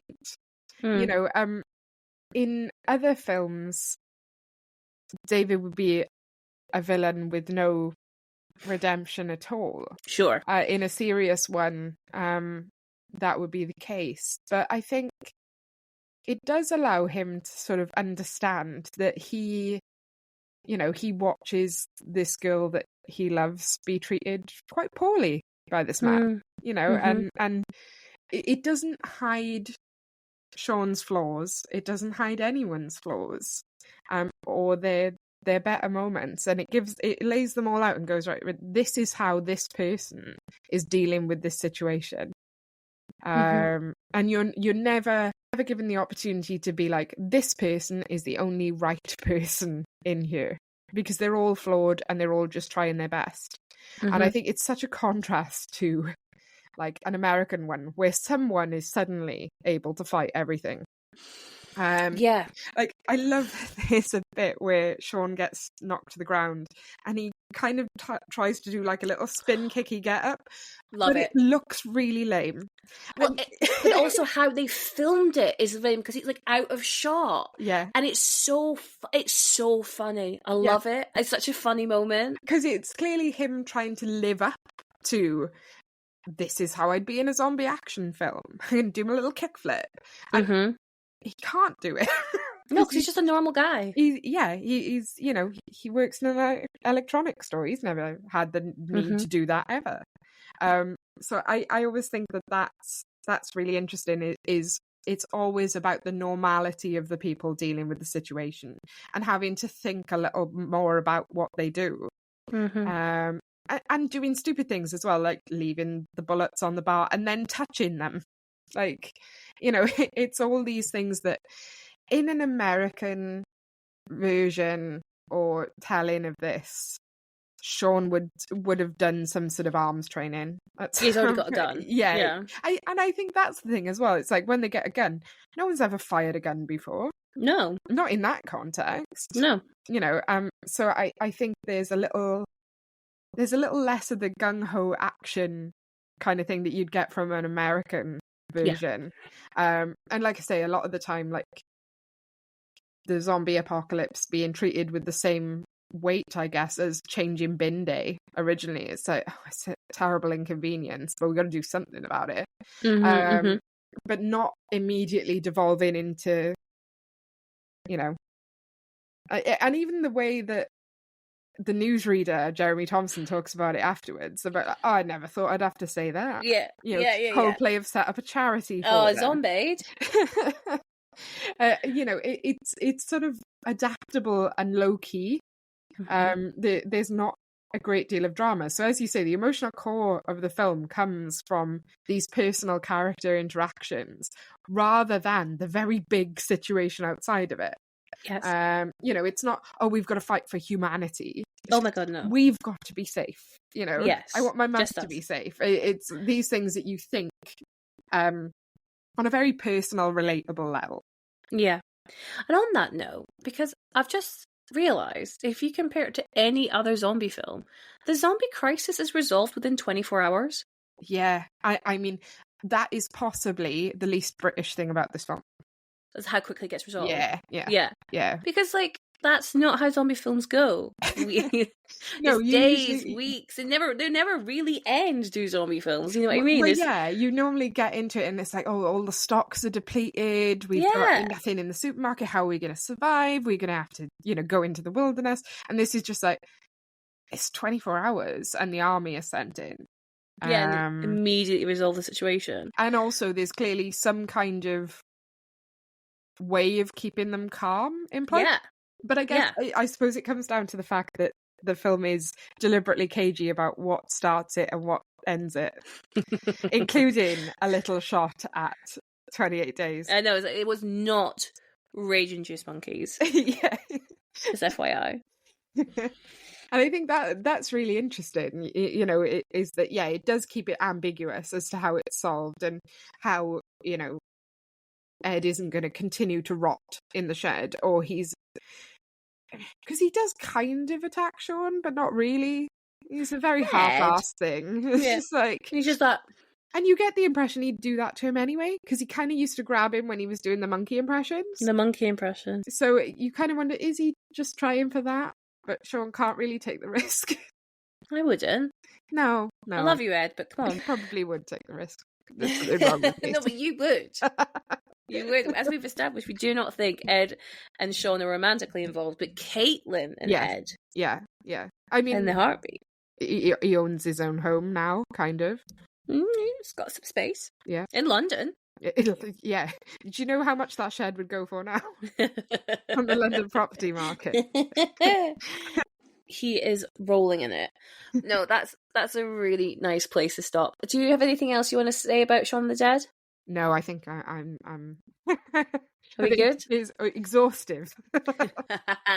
No, I'm so glad. I'm so glad we got to talk about this. It's just such a fun film. I mean, all three as we've said throughout, are such fantastic films. But Shaun of the Dead, this started it. If Shaun of the Dead wasn't as successful or wasn't as had this cult following as it did, then we probably wouldn't have got the other two. It really did start everything. Yeah, and I think I'll always have slightly more affection to this because of it does lean into the horror genre more. Yes, I think obviously Hot Fuzz does because the entire thing is like The Wicker Man. But yeah, I think there's just something so inventive about Shaun of the Dead, and it sets the template for everything. It does. It deserves that little bit more shine. I think so. No, I think so. I think it's a fantastic film. Okay, so at the end of a Facts on Film episode, Caitlyn, we like to rate our films that we've just reviewed or talked about, and we like to rate them out of ourselves. And we're going to rate them based on how well we think these films represent fat and larger body types. Mm-hmm. Out of a potential 5 Caitlyns, what would you give Shaun of the Dead for fat and larger body representation? Go 4. 4 Caitlyns. And yes. Would you like to explain your score? I think, as we've kind of discussed, there's a lot in this which is great, in which it sort of dodges stereotypes or subverts them. But it would be nice if there was another larger central character, maybe, as a kind of counterpoint to Ed, that would make it just more obvious that it's Ed's personality, not his physicality, that's the issue. Yes. Yeah, I think it's a really good point, because I know it's not the aim of the joke. The aim of the joke is that they are meant to be like doubles of each other, but when we meet Jessica Hines' and her band of merry people, Matt Lucas plays the Ed counterpart, so another larger person. And don't get me wrong, they're all like fitting their stereotype or their character's body double. But it would have been interesting, say, if, I don't know, it works so well that Reece Shearsmith is the other David, but say if a larger actor was playing the David part in that point. Yeah. I appreciate maybe the joke wouldn't have landed as much, but it would have been an interesting decision. Yeah. And we've completely neglected to mention that Matt Lucas has a cameo in this, so we have even more fat representation in this film. But yeah, I agree. I think if there had just been, I don't know, just one more in the group, as much as I love Bill Nye, could he have been played by a larger actor, or Barbara? Who knows? But I'm gonna go 3 Hannahs, and I think to follow on from you, I'd have loved just maybe one more larger character in the central group, but also, I would have loved more characterization for Ed. And I know that that's kind of part of the joke that he doesn't, but it would just been interesting just to have, I don't know, a passing line of how he's tried to work before, but he didn't get on with the person because he hates authority. Or, which is something I can totally imagine for Ed. You know what I mean? Yeah. Or a bit more context to his family situation, maybe him just trying to ring his mum and the line doesn't work. Just a little bit more of an insight into who this man is and what is driving him. But I also recognise then that might not be the whole point of Ed. But what I would say is I was just so impressed with the body diversity of the background actors and characters, that really did make my day. It really made my day to see just such a wealth of diversity, in all the scenes, not just the zombies, but in the supermarket and on the bus, and it was just it just felt real. Yeah, it looks like normal people. Just no, but they really do just look like normal people, and I just appreciated it so much, Caitlyn. So I think it is a 3 Hannahs. Yeah, I'm going to stick with 3 Hannahs. Yes, that's my gut feeling. I'm going to stick with it. Yeah. Okay, so thank you so much, Caitlyn, for coming on and just divulging in how much we both really like this film, love this film. It's been so great to, we've both seen it so many times, but to watch it with this context it always brings up more feelings and more stuff for us to discuss. But also watching it in reflection of the fact it's been 20 years. just gives another kind of like lens of, oh my God, this really does have longevity. You know, this, and we'll be talking about it in another 20 years. Absolutely no problem. So Caitlyn, thank you so much. Can you please let me and the listeners know where they can find more of you and your work? Yeah, so the blog is kind of updated sometimes at scaredsheepless.com. I am getting back into the swing of things. Nice. On Twitter, I'm at scaredsheepless. I think I'm also on Blue Sky. At Oh the God, I'm same not even on thing. Blue Sky. I was one of the ones that made the jump and then went. And on Instagram, I am at scaredsheeplessblog. Amazing. Well, I'll have a link for all of Caitlyn's stuff in the show notes below to make it super, super easy for you all. And the listeners can follow me at Queen Bee Says on TikTok, Twitter, and Instagram, and the podcast at Fats on Film on Twitter and Instagram. Thank you so much for listening, everyone. And I will catch you at the next episode. And remember to stay fat.